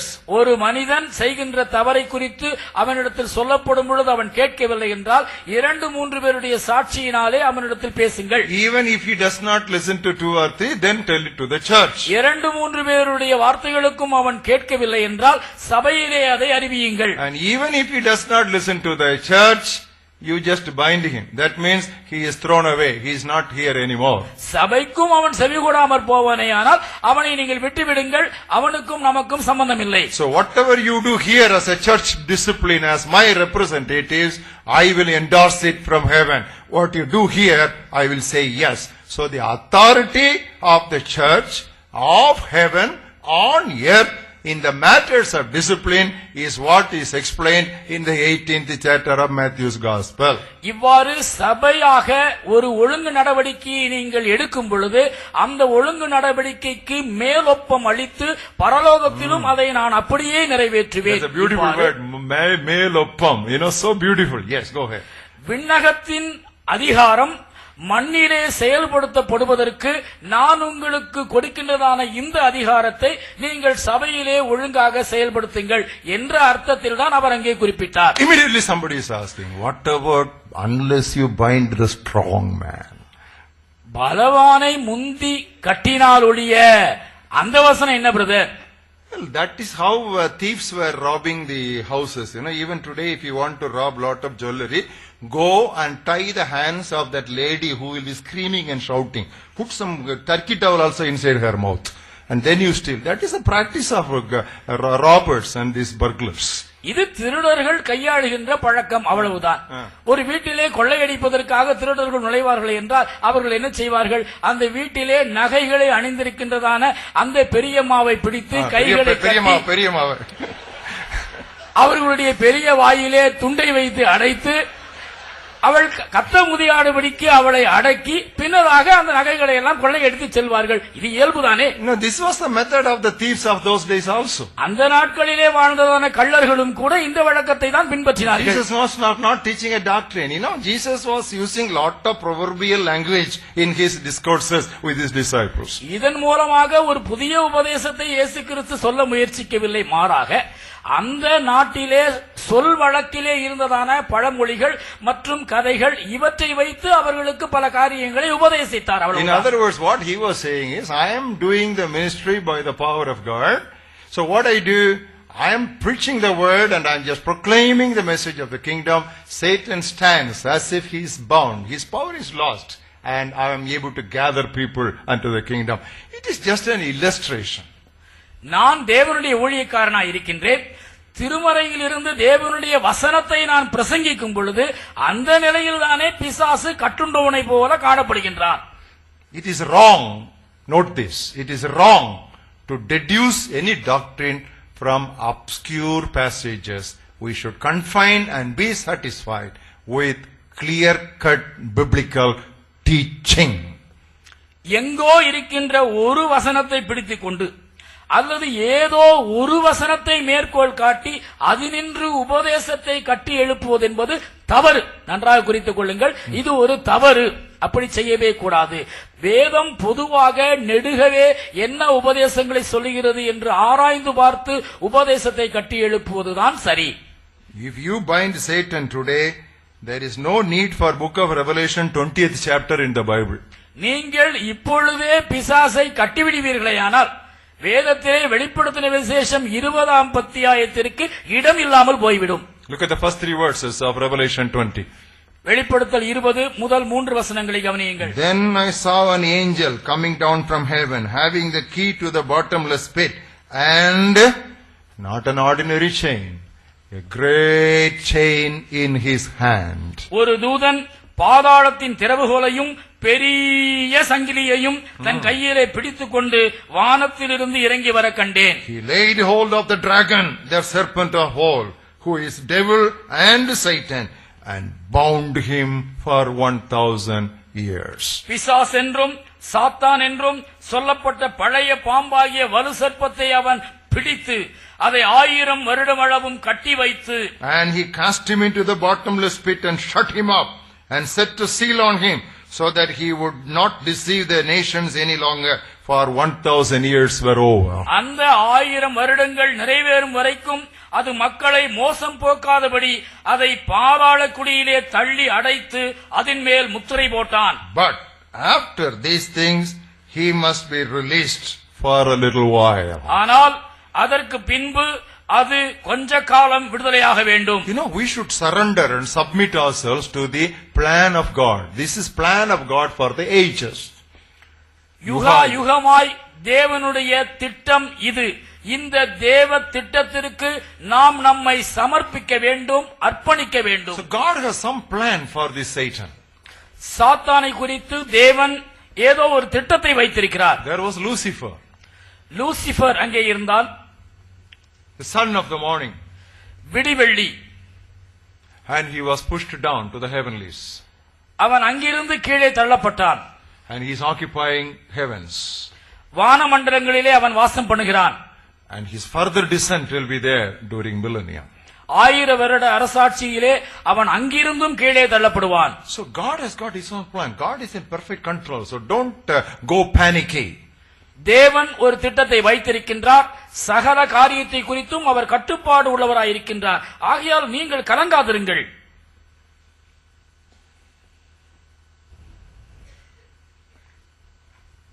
I just want to say a few more things in this context. இன்னும் ஒரு சில காரியங்களை இந்த சூழலிலே நான் உங்களோடு பகிர்ந்து கொள்ள விரும்புகிறேன். Christ gave some keys to Peter. பேதுருவுக்கு கிறிஸ்து சில திறவுகோலை கொடுத்தார்.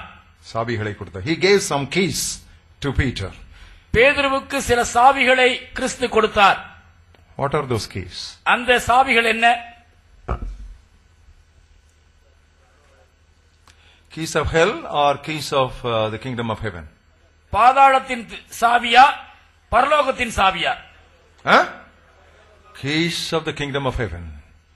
பரலோக ராஜ்யத்தின் சாவி. Did he use it? அவன் அதை உபயோகித்தானா? Yes.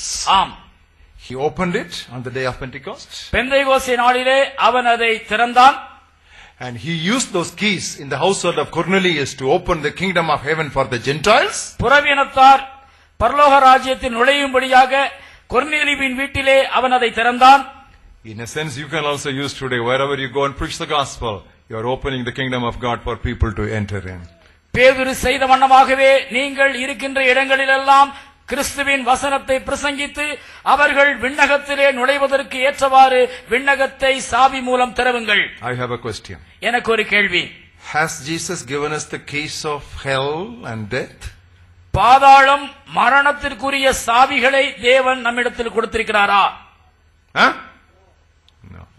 இல்லை. Please understand, I am just opening up before you, unfolding before you the plan of God for the ages.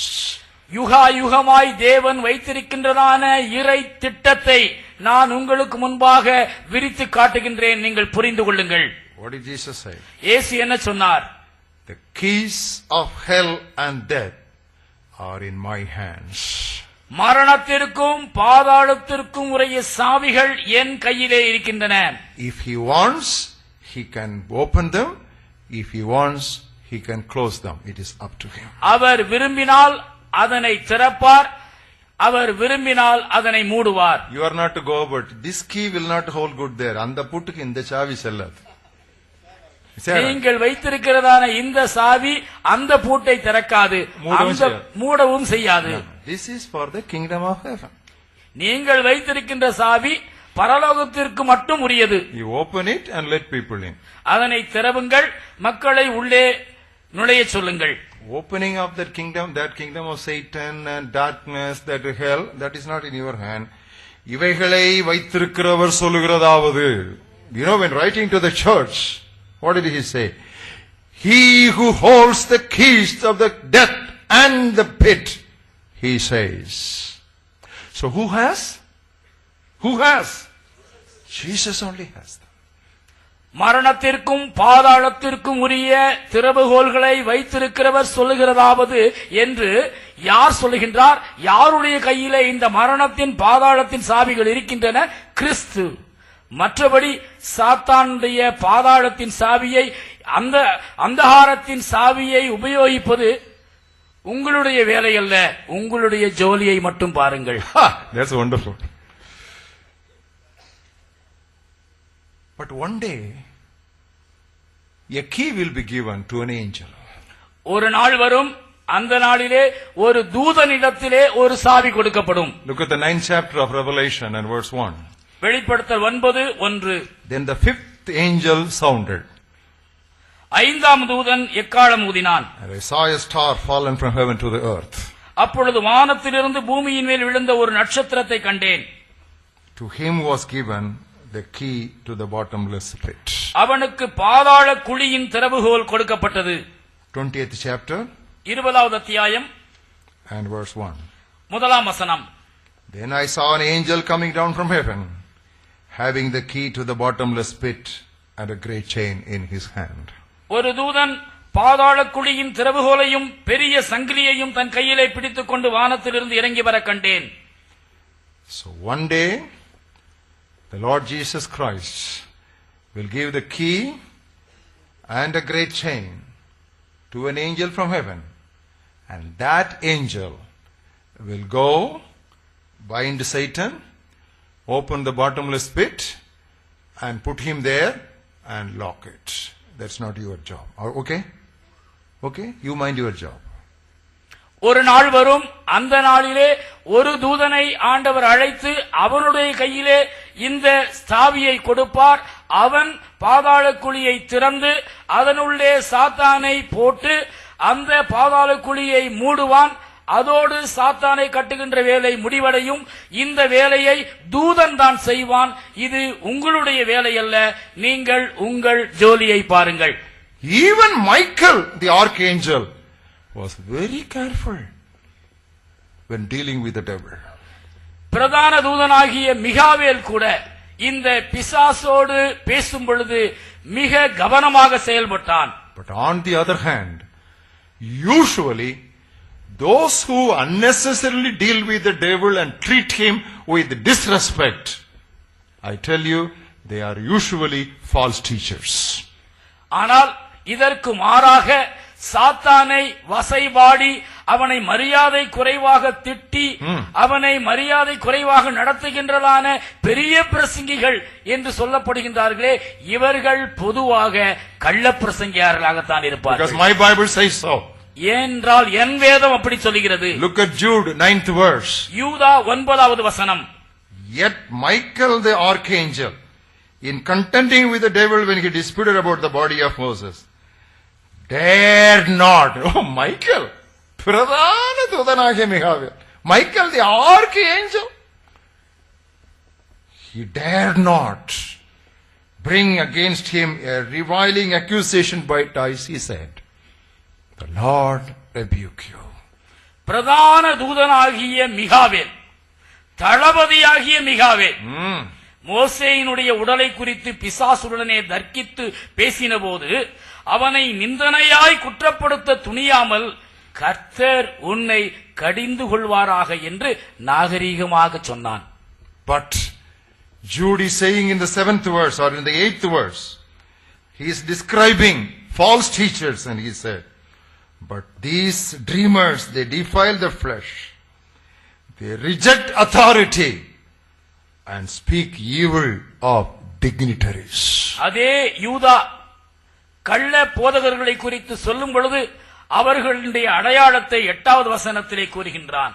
சொப்பனக்காரராகிய இவர்களும் மாம்சத்தை அசுசிப்படுத்திக் கொண்டு கர்த்தத்துவத்தை அசட்டை பண்ணி மகத்துவங்களை நிந்திக்கிறார்கள். Satan is a dignitary. சாத்தான் ஒரு தகுதி பெற்றவன். Even Michael was very careful in dealing with him. மிகாவேல் கூட அவனோடு மோதுகிறதிலே மிக கவனமுள்ளவராயிருந்தார். Verse 10. 10வது வசனம். But these false teachers speak evil of whatever they do not know. இவர்கள் தங்களுக்கு தெரியாதவைகளை நிந்திக்கிறார்கள். That's a different world. We need to be very, very cautious. We should just confine ourselves with our boundary. Don't exceed your boundary. இது ஒரு தனி உலகம். நாம் நம்முடைய எல்லைக்குள்ளாகவே பாதுகாப்பாக நின்று கொள்வதுதான் நல்லது. அந்த உலகத்திற்குள் போக வேண்டாம். There was a great preacher in Tamil Nadu. தமிழ்நாட்டிலே ஒரு மிகப்பெரிய பிரசங்கியார் இருந்தார். He dealt too much with this demonology and talking to devils and all sorts of things. And I don't need to tell his name, finally where he landed up. பேயியலுக்கு அதிகமாய் முக்கியத்துவம் கொடுத்து பிசாசு, சாத்தான், அசுத்தாவிகள் போன்ற காரியங்களிலே அளவுக்கு மீறி ஈடுபட்டு கடைசியிலே அவர் எவ்விதமாய் முடிவடைந்தார் என்று சொல்லி உங்களுக்கு தெரியும், அவருடைய பெயரை நான் சொல்ல விரும்பவில்லை. And he is a follower of a very outstanding international preacher, whose name also I don't want to say. அகில உலக பிரசங்கியாராயிருக்கின்ற ஒருவருடைய சிஷ்ய பிள்ளை இவர். அந்த அகில உலக பிரசங்கியாரின் பெயரையும் நான் சொல்ல விரும்பவில்லை. The cassettes and CDs of or the messages or the talks of that preacher is in the library of many of the modern preachers. Night and day they keep on watching and listening to it. That also I do not want to give you the address. அந்த பிரசங்கியாரினுடைய ஒலி தட்டுகளையும் ஒலி நாடாக்களையும் நாம் இன்றைய நவீன பிரபல பிரசங்கியார் பலருடைய வீட்டு நூலகத்திலே காண முடியும். இந்த ஒலித்தட்டுகளை இரவும் பகலும் கேட்டு பார்த்து அவைகளினுடைய செய்திகளினாலே இன்றைய பிரசங்கிமார் பலர் நிறைந்திருக்கின்றார்கள். அவர்களுடைய பெயர்களையும் நான் சொல்ல விரும்பவில்லை. Lot of deception is going on. I am warning you, dear people. ஏராளமான வஞ்சகங்கள் நிகழ்ந்து கொண்டே இருக்கின்றன. அருமை சகோதரர்களே, நான் உங்களை எச்சரிக்கின்றேன். Telling of a name is not important, but warning you of what's happening is more important. பெயர்களை சொல்லுவது முக்கியம் அல்ல, ஆனால் நடக்கின்ற காரியங்களுக்கு விரோதமாய் எச்சரிக்கிறது தான் முக்கியம்.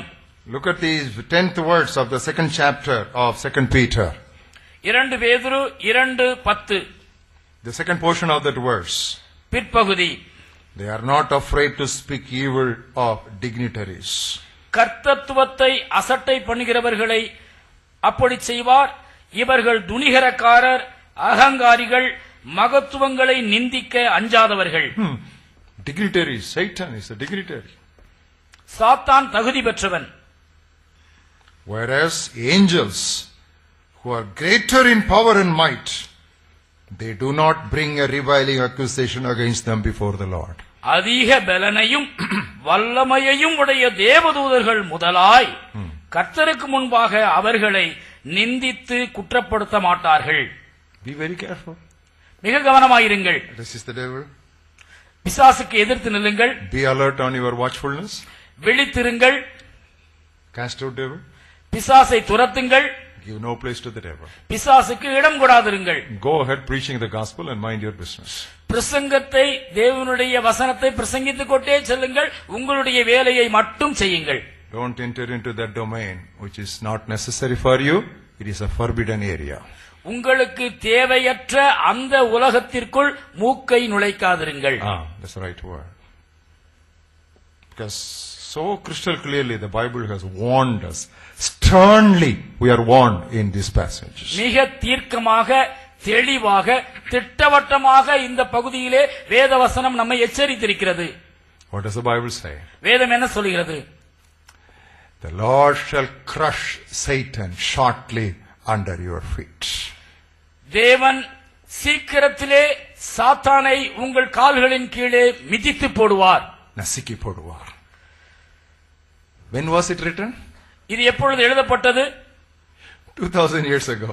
2000 ஆண்டுகளுக்கு முன்னதாக. So what does that word shortly mean? சீக்கிரத்தில் என்று சொல்லப்படுவதனுடைய பொருள் என்ன? In book of Revelation, God showed John things which should shortly come to pass. வெளிப்படுத்தின விசேஷத்திலே யோவானிடத்திலே ஆண்டவர் சொல்லும் பொழுது சீக்கிரத்தில் நடக்க போகின்ற காரியங்களை குறித்து நான் உங்களுக்கு சொல்கிறேன். Which means at the end of the age Satan will be crushed under our feet. How?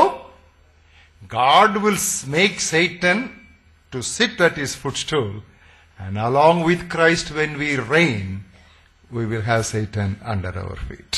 இதனுடைய பொருள் என்ன? சீக்கிரத்திலே ஆண்டவர் பிசாசானவனை தம்முடைய காலின் கீழே நசுக்கி போடுவார். அவர் ராஜரீகம் செய்யும் பொழுது, கிறிஸ்து அவரோடு இருக்கும் பொழுது, நாமும் அவரோடு ஆளுகை செய்கையிலே அவருடைய சத்துருக்களின் சத்துருக்கள் அவருக்கு பாதபடி ஆவார்கள். சத்துருக்கள் அவருக்கு பாதபடி ஆவார்கள். Because we are going to reign with Christ, that means Satan will be crushed under our. That's the meaning of it. நாம் கிறிஸ்துவோடு ஆளுகை செய்கின்றவர்களாய் இருக்கின்றபடினாலே அவருடைய ஆளுகையிலே பிசாசானவன் அவருடைய காலின் கீழ் நசுக்கப்படுவான். Today don't go to any meeting or stand anywhere and say, Satan, I crush you, I stamp you. Already I am suffering from back pain. And then, don't do all that. You can't crush him, you can't do anything. Don't do that. This stamping, it's exciting. It's gymnastics. That's not what the Bible teaches. நீங்கள் எந்த கூட்டத்திற்காவது சென்று பிசாசே உன்னை என் காலின் கீழ் மிதிக்கின்றேன், உன்னை நசுக்குகின்றேன் என்றெல்லாம் சொல்லாதிருங்கள். அவனை நசுக்கவும் முடியாது, பிசுக்கவும் முடியாது.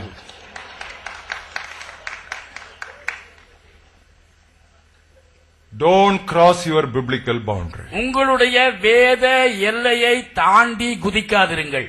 A day will come. ஒரு நாள் வரும். Turn with me to 2 Thessalonians 2nd chapter 2 தெசலோனிக்கேயர் 2ஆம் அத்தியாயம் and 8th verse. 8ஆம் வசனம். I'm sure you're not angry with me. நீங்கள் என் மீது கோபமாய் இல்லை என்று நான் நம்புகின்றேன். 2 Thessalonians 2nd chapter 2 தெசலோனிக்கேயர் 2 8th verse. 8ஆம் வசனம். And then the lawless one will be revealed. அப்பொழுது அக்கிரமத்தின் ரகசியம் வெளிப்படும். 2 Thessalonians 2nd verse. Yeah. Then the lawless one will be revealed. 8ஆம் வசனம். அக்கிரமத்தின் இல்ல அந்த அக்கிரமக்காரன் வெளிப்படுவான். Then the lawless one will be revealed. அந்த அக்கிரமக்காரன் வெளிப்படுவான். Whom the Lord will consume with the breath of his mouth and destroy him with the brightness of his coming. அவனை கர்த்தர் தம்முடைய வாயின் சுவாசத்தினாலே அழித்து தம்முடைய வருகையின் பிரசன்னத்தினாலே நாசம் பண்ணுவார். So today don't say, devil, I burn you. பிசாசே உன்னை நான் எரிக்கிறேன் என்று ஒருபோதும் சொல்லாதிருங்கள். Don't do that. You can't do it. உங்களால் அது செய்ய முடியாது, ஆகையால் அது செய்யாதீர்கள். That burning is kept for that day when God will do it through the breath of his nostril. இவ்விதமாய் அழிப்பது தம்முடைய சுவாசத்தினாலே கர்த்தர் தாமே அந்த நாளில் செய்வார். I hope this binding subject is enough. I know it's not very tasty. It's okay. It's gone. கற்றது போதும்னு சொல்லி நினைக்கிறேன் நான் உங்களுக்கு. Now we'll move to the next subject. இப்பொழுது நாம் அடுத்த தலைப்பிற்கு செல்வோம். Under the spiritual warfare, இந்த ஆன்மீக போராட்டத்திலே there is another new invention that has come up. புதிய கண்டுபிடிப்பான உபதேசம் ஒன்றும் உழைத்துள்ளது. Generational spirits. பரம்பரை ஆவிகள். Generational spirits. பரம்பரை ஆவிகள். You know what this teaching is about? இந்த உபதேசம் எதை குறிக்கிறது தெரியுமா? There are certain sins and curses that run through certain families from generation to generation. சில பாவ சாபங்கள் தலைமுறை தலைமுறையாக அப்படியே வந்து கொண்டிருக்கிறது என்று சிலர் சொல்வார்கள். In some families. சில குடும்பங்களில். And you know what these people teach? இந்த மக்கள் சொல்கின்றதான காரியம் என்ன தெரியுமா? Unless we break the chain, there will be no blessing in this family. இந்த சங்கிலியை முறித்தால் அன்றி இந்த குடும்பத்திற்கு சமாதானம் வராது. Such a teaching finds no place anywhere in the Bible. I am going to show it to you.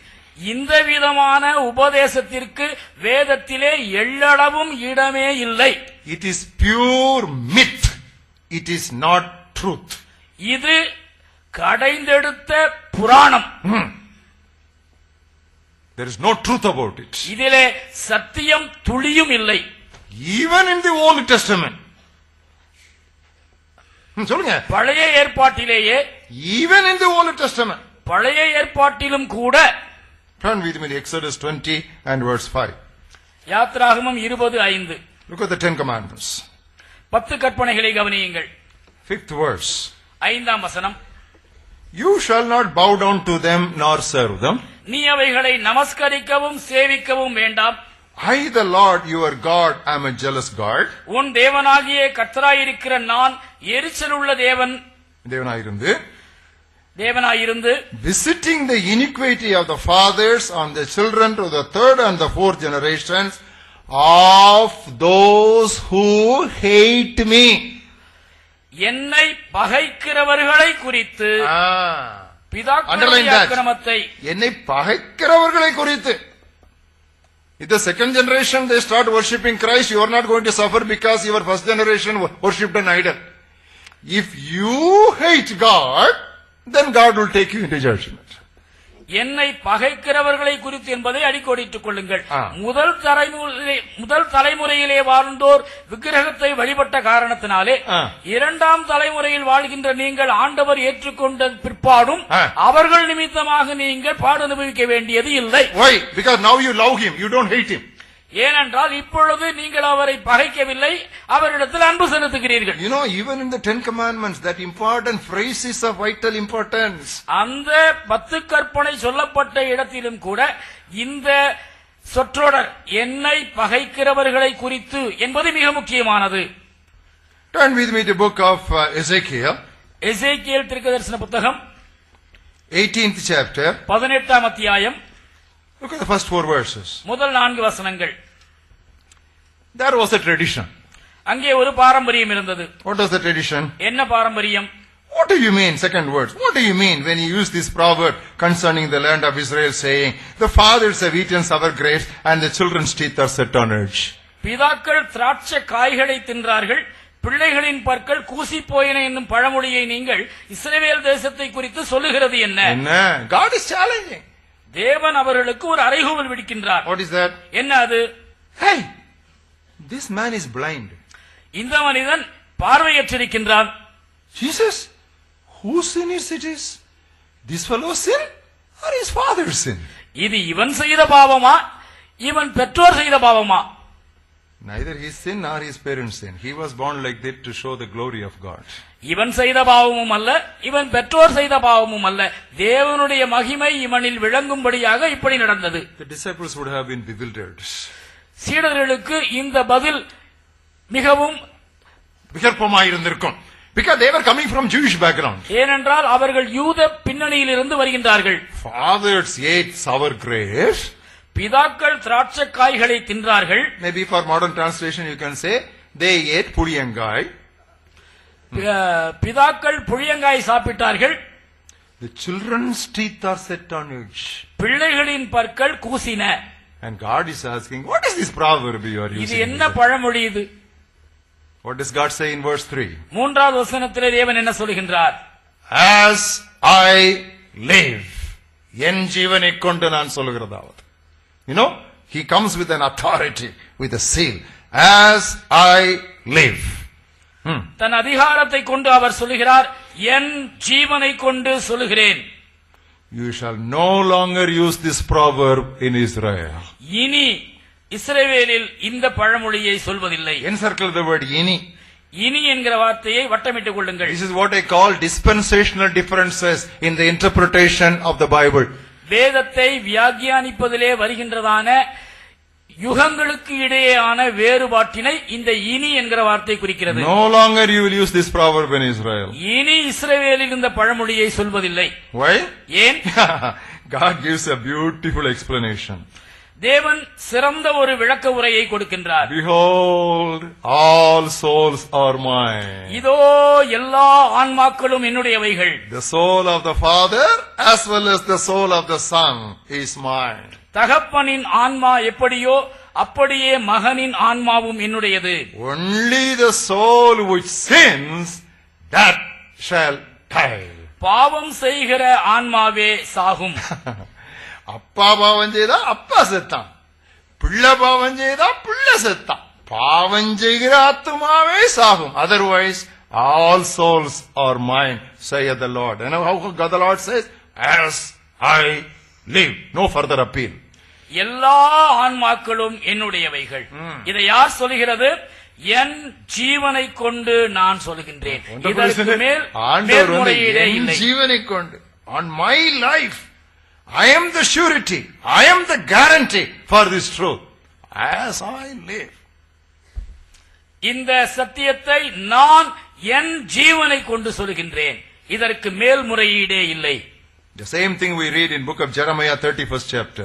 எரேமியா 31வது அத்தியாயத்திலும் இதைத்தான் நாம் வாசிக்கின்றோம். I don't know what you are going to do tomorrow in Sunday services when you go there.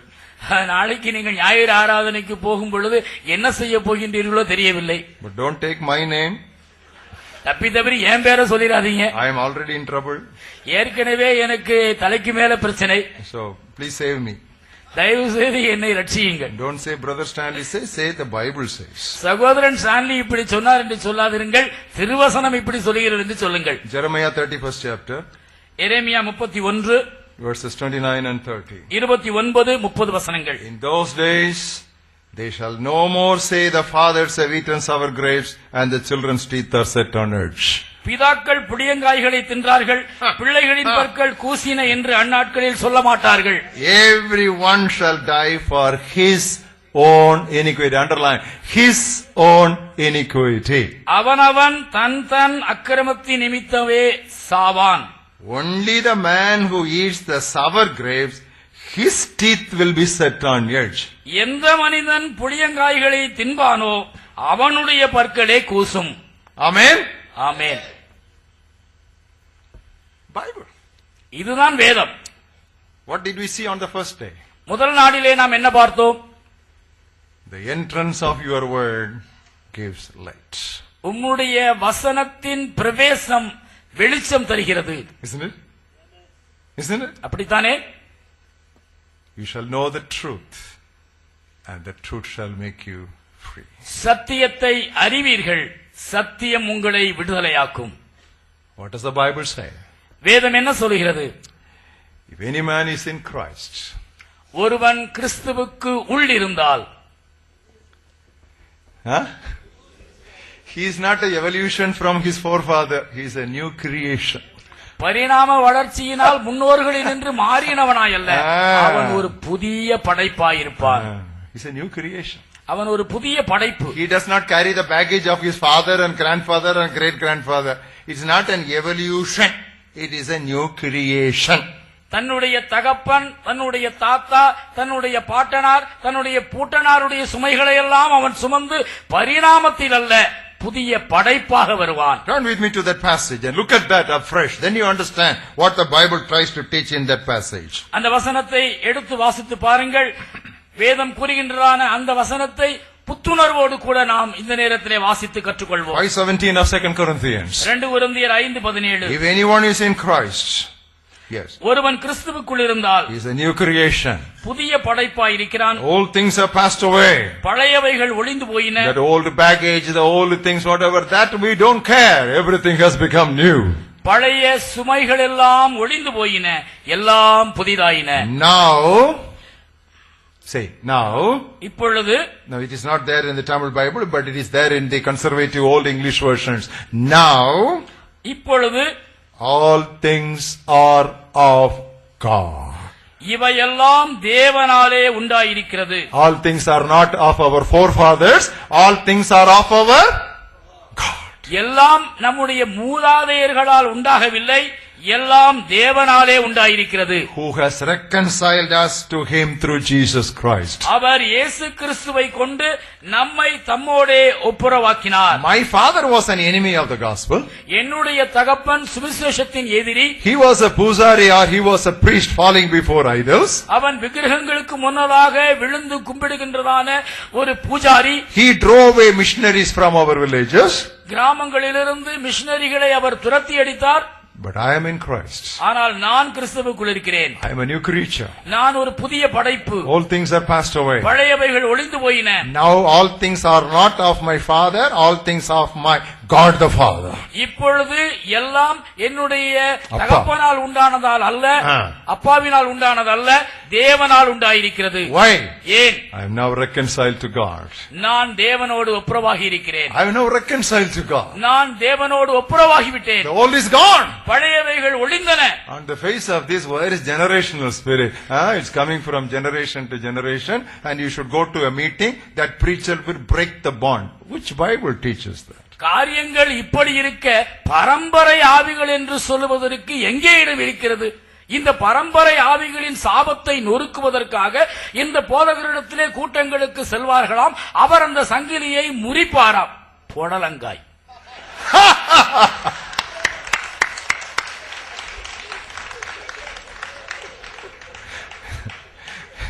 புளியங்காய், புடலங்காய், காலையில சொரக்காய்.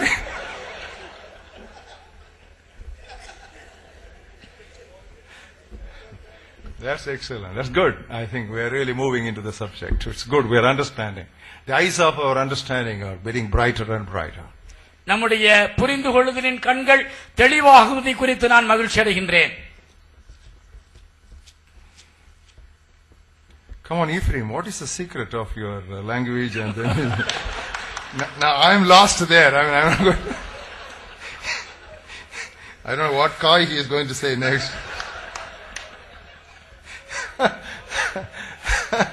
Okay, come to 1 Peter, first chapter. 1 பேதுரு முதலாம் அத்தியாயம் Verses 18 and 19. 18-19 வசனங்கள். 1 Peter 1:18 and 19.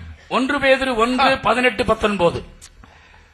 Knowing that you are not redeemed with corruptible things like silver and gold from your aimless conduct received by the tradition from your fathers. உங்கள் முன்னோர்களால் பாரம்பரியமாய் நீங்கள் அனுசரித்து வந்த வீணான நடத்தையில் நின்று அழிவுள்ள வஸ்துக்களாகிய வெள்ளியினாலும் பொன்னினாலும் மீட்கப்படாமல் But with the precious blood of Christ as a lamb without blemish and without spot. குற்றமில்லாத மாசற்ற ஆட்டுக்குட்டியாகிய கிறிஸ்துவின் விலையேற பெற்ற இரத்தத்தினாலே மீட்கப்பட்டிருக்கிறீர்கள் என்று What do அறிந்திருக்கிறீர்களே. you think about the blood of Jesus Christ? இயேசு கிறிஸ்துவின் இரத்தத்தை குறித்து நீங்கள் என்ன We நினைக்கின்றீர்கள்? are redeemed from the vainless tradition. Maybe my father or maybe my grandfather was a pujari, as a priest, falling before, prostrate before idols. He might have done everything against the gospel of the kingdom of God. But I am not relieved from them by gold or silver or paying something here and there. No. The precious blood of Christ. What is the precious blood of Christ? No spot. No blemish. That old stain is not there at all. Totally redeemed from the traditions of my fathers. I am a new creation. Hallelujah. பரம்பரையான நடத்தைக்கும் எனக்கும் என்ன தொடர்பு? என்னுடைய தகப்பனார் பூஜாரியாக விக்கிரகங்களுக்கு முன் விழுந்து வணங்கினார், இருக்கட்டுமே. என்னுடைய தாத்தா கிறிஸ்தவர்களுக்கு எதிரியாக வாழ்ந்தார், போகட்டுமே. நான் கிறிஸ்துவின் இரத்தத்தினாலே மீட்கப்பட்டிருக்கின்றேன். வெள்ளியினாலும் அல்ல, பொன்னினாலும் அல்ல, அழிவுள்ள வஸ்துக்களினாலும் அல்ல. கிறிஸ்துவின் இரத்தத்தினால் நான் மீட்கப்பட்டிருக்கின்றபடியினாலே இந்த பாரம்பரிய வீணான நடத்தையினின்று நான் வெளியே வந்திருக்கின்றேன். ஆகையால் இந்த இரத்தம் மேன்மையானது. இது எப்படிப்பட்ட இரத்தம்? மாசற்ற இரத்தம், குற்றமில்லாத இரத்தம். Total cleansing. We believe in the power of the blood of Jesus. We keep on singing, there is power, there is power. What power? It's not simply jumping power or thumping power. It is this cleansing power. இந்த இரத்தத்தினாலே நான் முழுமையுமாய் சுத்திகரிக்கப்பட்டிருக்கின்றேன். வல்லமை உண்டு, வல்லமை உண்டு என்று நான் பாடுகின்றேனே, இதனுடைய அர்த்தம் என்ன? வெறுமனே குதிப்பதற்காக, ஆட்டம் போடுவதற்காக இந்த வல்லமை உண்டு பாடல் அல்ல. வல்லமையினுடைய பரிபூரண சுத்திகரிப்பினாலே நான் மீட்கப்பட்டிருக்கின்றேன். God has brought us out of Egypt. தேவன் நம்மை எகிப்திலிருந்து வெளியே கொண்டு வந்து விட்டார். Turn with me to book of Numbers chapter 23 verses 22 and 23. எண்ணாகமம் 23, 22, 23 வசனங்களுக்கு திருப்புங்கள். See what's happening. அங்கே என்ன நடக்கிறது என்று கவனியுங்கள். Numbers 23. எண்ணாகமம் 23. Look at verse 22. 22ஆம் வசனம். God brings them out of Egypt. தேவன் எகிப்திலிருந்து அவர்களை புறப்பட பண்ணினார். What is Egypt known for? எகிப்து எதற்கு பெயர் போனது? Magic. மந்திரவாதம். Isn't it? அப்படித்தானே? Who counteracted Moses? Egyptian magicians. மோசேக்கு எதிர்த்து நின்றது யார்? எகிப்திய மந்திரவாதிகள். God has brought out of Egypt. தேவன் இந்த எகிப்திலிருந்து அவர்களை புறப்பட பண்ணினார். Does the Egyptian magic follow us? இந்த எகிப்திய மந்திரவாதம் நம்மை தொடர்கிறதோ? What does the Bible say in verse 23? வேதம் என்ன சொல்கிறது? Now there is no sorcery against Jacob, nor is there any divination against Israel. யாக்கோபுக்கு விரோதமான மந்திரவாதம் இல்லை, இஸ்ரவேலுக்கு விரோதமான குறி சொல்லுதலும் இல்லை. coming to places, we are having disease, I am sick, my father is sick, my mother is sick, my child is... No, sister, then there must be something here. I'll take a fasting for 4 days and find out what tagadu is where. எனக்கு சுகம் இல்ல, எங்க அப்பாவுக்கும் ஒண்ணு முடியல, எங்க அம்மாவுக்கும் சரியே இல்ல, என்ன செய்கிறது என்றே புரியவில்லை. உடனே அந்த போதகர் சொல்லுகின்றார், இதுல என்னமோ இருக்குது, எனக்கு ஒரு 4 நாள் அவகாசம் கொடுங்க, உபவாசித்து எங்கே என்ன தகடு இருக்கிறது என்று கண்டுபிடித்து சொல்லுகிறேன். The tin sheet business has become very common. இந்த தகடு தொழில் கொடிகட்டி பறக்கிறது. You come out of Egypt. எகிப்திலிருந்து தான் வெளியே வந்து விட்டீர்களே. The magic cannot follow you. இந்த மந்திரவாதம் உங்களை தொடர முடியாதே. I go by the Bible. நான் வேதத்தின்படி பயணிக்கிறேன். Any other thing is only a bubble. இதை தவிர மற்றவை எல்லாம் நீர்க்குமிழி போன்று. There is no sorcery against Jacob. யாக்கோபுக்கு விரோதமான மந்திரவாதம் இல்லை. There is no divination against Israel. இஸ்ரவேலுக்கு விரோதமான குறி சொல்லுதல் இல்லை. It now must be said of Jacob. Encircle the word now. யாக்கோபை குறித்து இப்பொழுது சொல்லப்படும். இருக்கா? இப்பொழுது இருக்கா?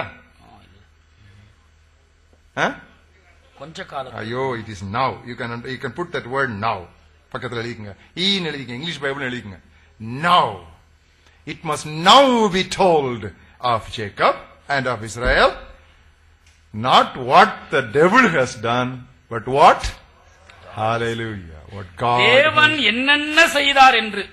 பிசாசு என்னென்ன செய்தான் என்றல்ல, தேவன் என்னென்ன செய்தார் என்று இப்பொழுது, அந்த காலத்திலே அல்ல, இப்பொழுது யாக்கோபையும் இஸ்ரவேலையும் குறித்து சொல்லப்படும்.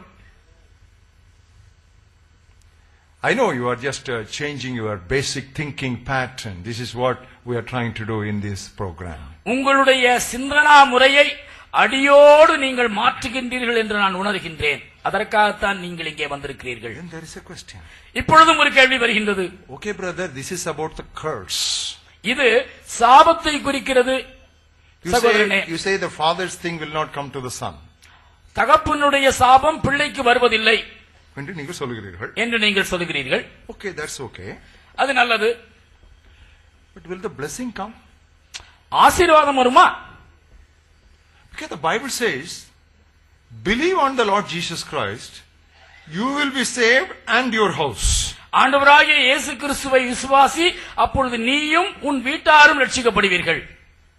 So does it mean if I am saved, my family also is saved? நான் ரட்சிக்கப்படுவேனேயானால் என்னுடைய வீட்டாரும் ரட்சிக்கப்படுவது உண்மையா? What does that verse mean? அந்த வசனத்துடைய பொருள் என்ன?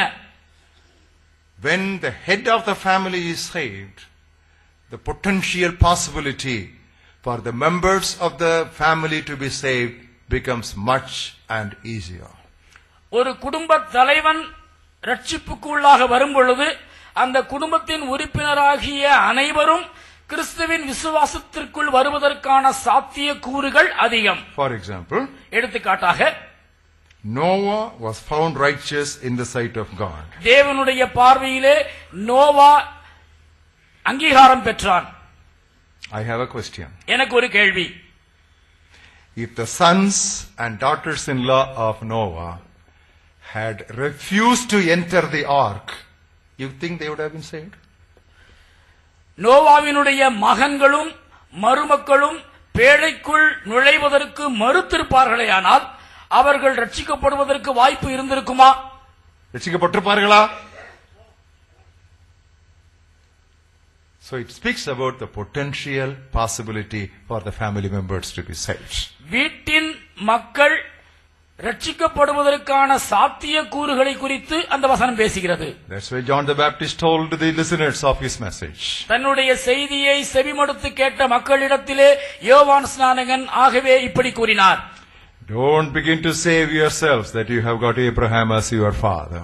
ஆபிரகாம் எங்களுக்கு தகப்பன் என்று சொல்லாதிருங்கள். சொல்லிக்கொள்ள நினையாதிருங்கள். God is able of these stones to raise children unto Abraham. இந்த கல்லுகளினின்று ஆபிரகாமுக்கு பிள்ளைகளை உண்டாக்க தேவனால் முடியும். Not all those who are born to Abraham are Isaacs, but only those who are the children of promise, they are the Isaacs. ஆபிரகாமுக்கு பிறந்த எல்லாரும் ஈசாக்காக ஆகிவிட முடியாது. வாக்குத்தத்தத்தின்படி பிறந்த ஈசாக்கே ஆபிரகாமினுடைய வழித்தோன்றலாயிருப்பான். There are still several more aspects under this big subject of spiritual warfare, but these four I thought are the main ones which I wanted to deal with you. Maybe sometime later, somewhere, by some means, I would deal with the remaining issues. இந்த ஆன்மீக போராட்டம் என்கிற மிக பெரிய தலைப்பிலே இன்னும் ஏராளம் உபத்தலைப்புகள் இருக்கத்தான் செய்கின்றன. ஆனால் இவைகளில் முக்கியம் என்று பட்ட 4 காரியங்களை மட்டும் நான் உங்களோடு பகிர்ந்து கொண்டேன். மீதம் இருக்கின்றவைகளை எங்கோ எப்பொழுதோ எப்படியோ நான் உங்களோடு பகிர்ந்து கொள்ள பிரயாசிக்கிறேன். Here I have a book in my hand. என்னுடைய கையிலே ஒரு புத்தகம் உண்டு. Making War in the Heavenlies, a different look. Making War in the Heavenlies, ஒரு வித்தியாச கண்ணோட்டம். This was written by a Pentecostal pastor, Bill Randalls. Bill Randalls என்கிற பெந்தேகோஸ்தே போதகரால் எழுதப்பட்டது. According to my knowledge, this book is not available in any Indian bookstalls. இந்தியாவிலே எந்த புத்தக நிலையத்திலும் இந்த புத்தகத்தின் பிரதி இல்லை. I am trying to get them to India as many copies as possible because I found this book extremely helpful. இந்த புத்தகம் மிக அதிகமாக பயனளிப்பதை நான் உணர்ந்திருக்கிறபடியினாலே எத்தனை பிரதிகள் வாங்க முடியுமோ அத்தனை பிரதிகளை வாங்குவதற்கான முயற்சிகளை நான் எடுத்து வருகிறேன். But there is another book which is equally good. That is War on the Saints. War on the Saints. War on the Saints என்கிறதான இன்னொரு புத்தகம். This is written by Jesse Penn Lewis. Jesse Penn Lewis என்ற தேவ மனிதர் எழுதியிருக்கின்றார். She was an eyewitness of the Wales revival of 2004. No, 1904. 1904 ஆண்டிலே நிகழ்ந்தேறிய Wales நாட்டு எழுப்புதலை கண்ணால பார்த்த ஒரு நபர் இவர். Genuine revival was there. உண்மையான எழுப்புதல் இருந்தது. But lot of counterfeits also surfaced. போலியான பல காரியங்களும் அங்கே காணப்பட்டன. So she, in association with Evan Roberts, used mightily in that revival. Both of them have together brought this book, War on the Saints. இந்த எழுப்புதலிலே தேவனால் எடுத்து கையாளப்பட்ட மிகப்பெரிய தேவ மனிதர் ஈவான் ராபர்ட்ஸோடு இணைந்து அந்த நிகழ்வுகளை எல்லாம் இவர் இணைத்து தொகுத்து வழங்கியுள்ளார். I am very, very happy that Evangelical Literature Service, ELS in Madras, they have brought a reprint of this book in India. ELS நிறுவனத்தினர் இதனை மறுபதிப்பு செய்து இந்தியாவிலே வெளியிட்டிருப்பதை குறித்து நான் மிகவும் மகிழ்ச்சி அடைகின்றேன். We have some copies. If you don't get copies here, go to ELS. It is their publication. You can get as many copies as possible. எங்க பிரதிகள் இல்லை என்றால் கவலைப்படாதிருங்கள். ELS னுடைய பதிப்பாக இது இருப்பதனாலே அவர்களுடைய புத்தக நிலையங்களிலே இது தாராளமாக கிடைக்கும். There is another book equally good, Maintaining Balance When the Winds of Doctrines Blow. உபதேச காற்றுகள் வீசும் பொழுது சமநிலையை காத்துக் கொள்வது என்கிற தலைப்பிலே ஒரு புத்தகம். Here is a picture of a balance. ஒரு தராசின் படம். On one side is the Bible. ஒரு பக்கத்திலே வேதம். The other side is a church building. மற்றொரு பக்கத்திலே திருச்சபை கட்டிடம். It is another pastor who is trying to maintain a balance when there is so much of turbulence in Christendom. கிறிஸ்தவத்திலே கொந்தளிப்புகளின் மத்தியிலே சமநிலை காப்பது எப்படி என்று ஒரு போதகர் அழகாக இதனை எழுதியுள்ளார். I want to tell you something. இன்னும் ஒரு காரியத்தை நான் உங்களுக்கு சொல்ல விரும்புகிறேன். Most of the books on spiritual warfare come from America. ஆன்மீக போராட்டத்தை குறித்து எழுதப்பட்டுள்ள புத்தகங்கள் பல அமெரிக்காவிலிருந்து வெளிவருகின்றன. Several of them are not worth reading. இவைகளிலே பல வாசிப்பதற்கு அருகதையற்றவை. They have gone to extremes. அவைகள் ஒரு ஓரத்திற்கு அளவு மீறி சென்று விட்டார்கள். You know why? ஏன் தெரியுமா? For many centuries, West did not believe in anything supernatural. இயற்கைக்கு அப்பாற்பட்ட காரியங்களை மேலை நாட்டினர் நூற்றாண்டுகளாக விசுவாசிக்கவில்லை. Because of science and the explosion of industry, they became rationals. அறிவியல் வெளிப்பாட்டின் நிமித்தமாகவும் தொழில்நுட்ப வெளிப்பாட்டின் நிமித்தமாகவும் அவர்கள் பகுத்தறிவிலே தேறிவிட்டார்கள். So many of them did not believe in the existence of Satan at all. சாத்தான் என்று ஒருவன் இருக்கிறான் என்கிறதிலேயே அவர்களுக்கு நம்பிக்கை இல்லாதிருந்தது. But now the pendulum has swung as a reaction to the other side. ஆனால் இப்பொழுது கடிகாரத்தினுடைய இந்த பெண்டுலம் அடுத்த ஓரத்திற்கு வீசிக்கொண்டிருக்கிறது. So in that context, whatever they write, it is an eccentric emphasis, it is not balanced. இப்படி அவர்கள் அடுத்த ஓரத்திற்கு விரைவாக சென்று விட்டபடியினாலே நினைப்பதையெல்லாம் எழுதி கொண்டிருக்கின்றார்கள், சமநிலையிலே இல்லை. Most of the warfare books that come from the West, they glorify experience over doctrine. உபதேசத்தின் மூலமாய் கிடைக்கக்கூடிய அனுபவத்தையே No. Most of the books on warfare that come from the West, they glorify experience or they exalt experience over doctrine. உபதேசத்தை விட அனுபவத்தையே அதிகமாய் மேன்மை பாராட்டி மேற்கத்திய நாடுகளிலிருந்து வருகின்றதான இந்த ஆன்மீக போராட்டத்தை குறித்த புத்தகங்கள் எழுதுகின்றன. I have read so many of them. அவைகள் அநேக புத்தகங்களை நான் வாசித்திருக்கின்றேன். Invariably they will say, in Jamaica, this is what we did with the territorial spirit, so this happened, so this must be true. In China, this is what we did, so they tried to deduce doctrine from experience. We should not deduce doctrine from experience, but we should test experience on the anvil of truth. ஜமைக்காவிலே இது நடந்தது, அங்குள்ள மண்டலாவி இதை நிகழ்த்தியது.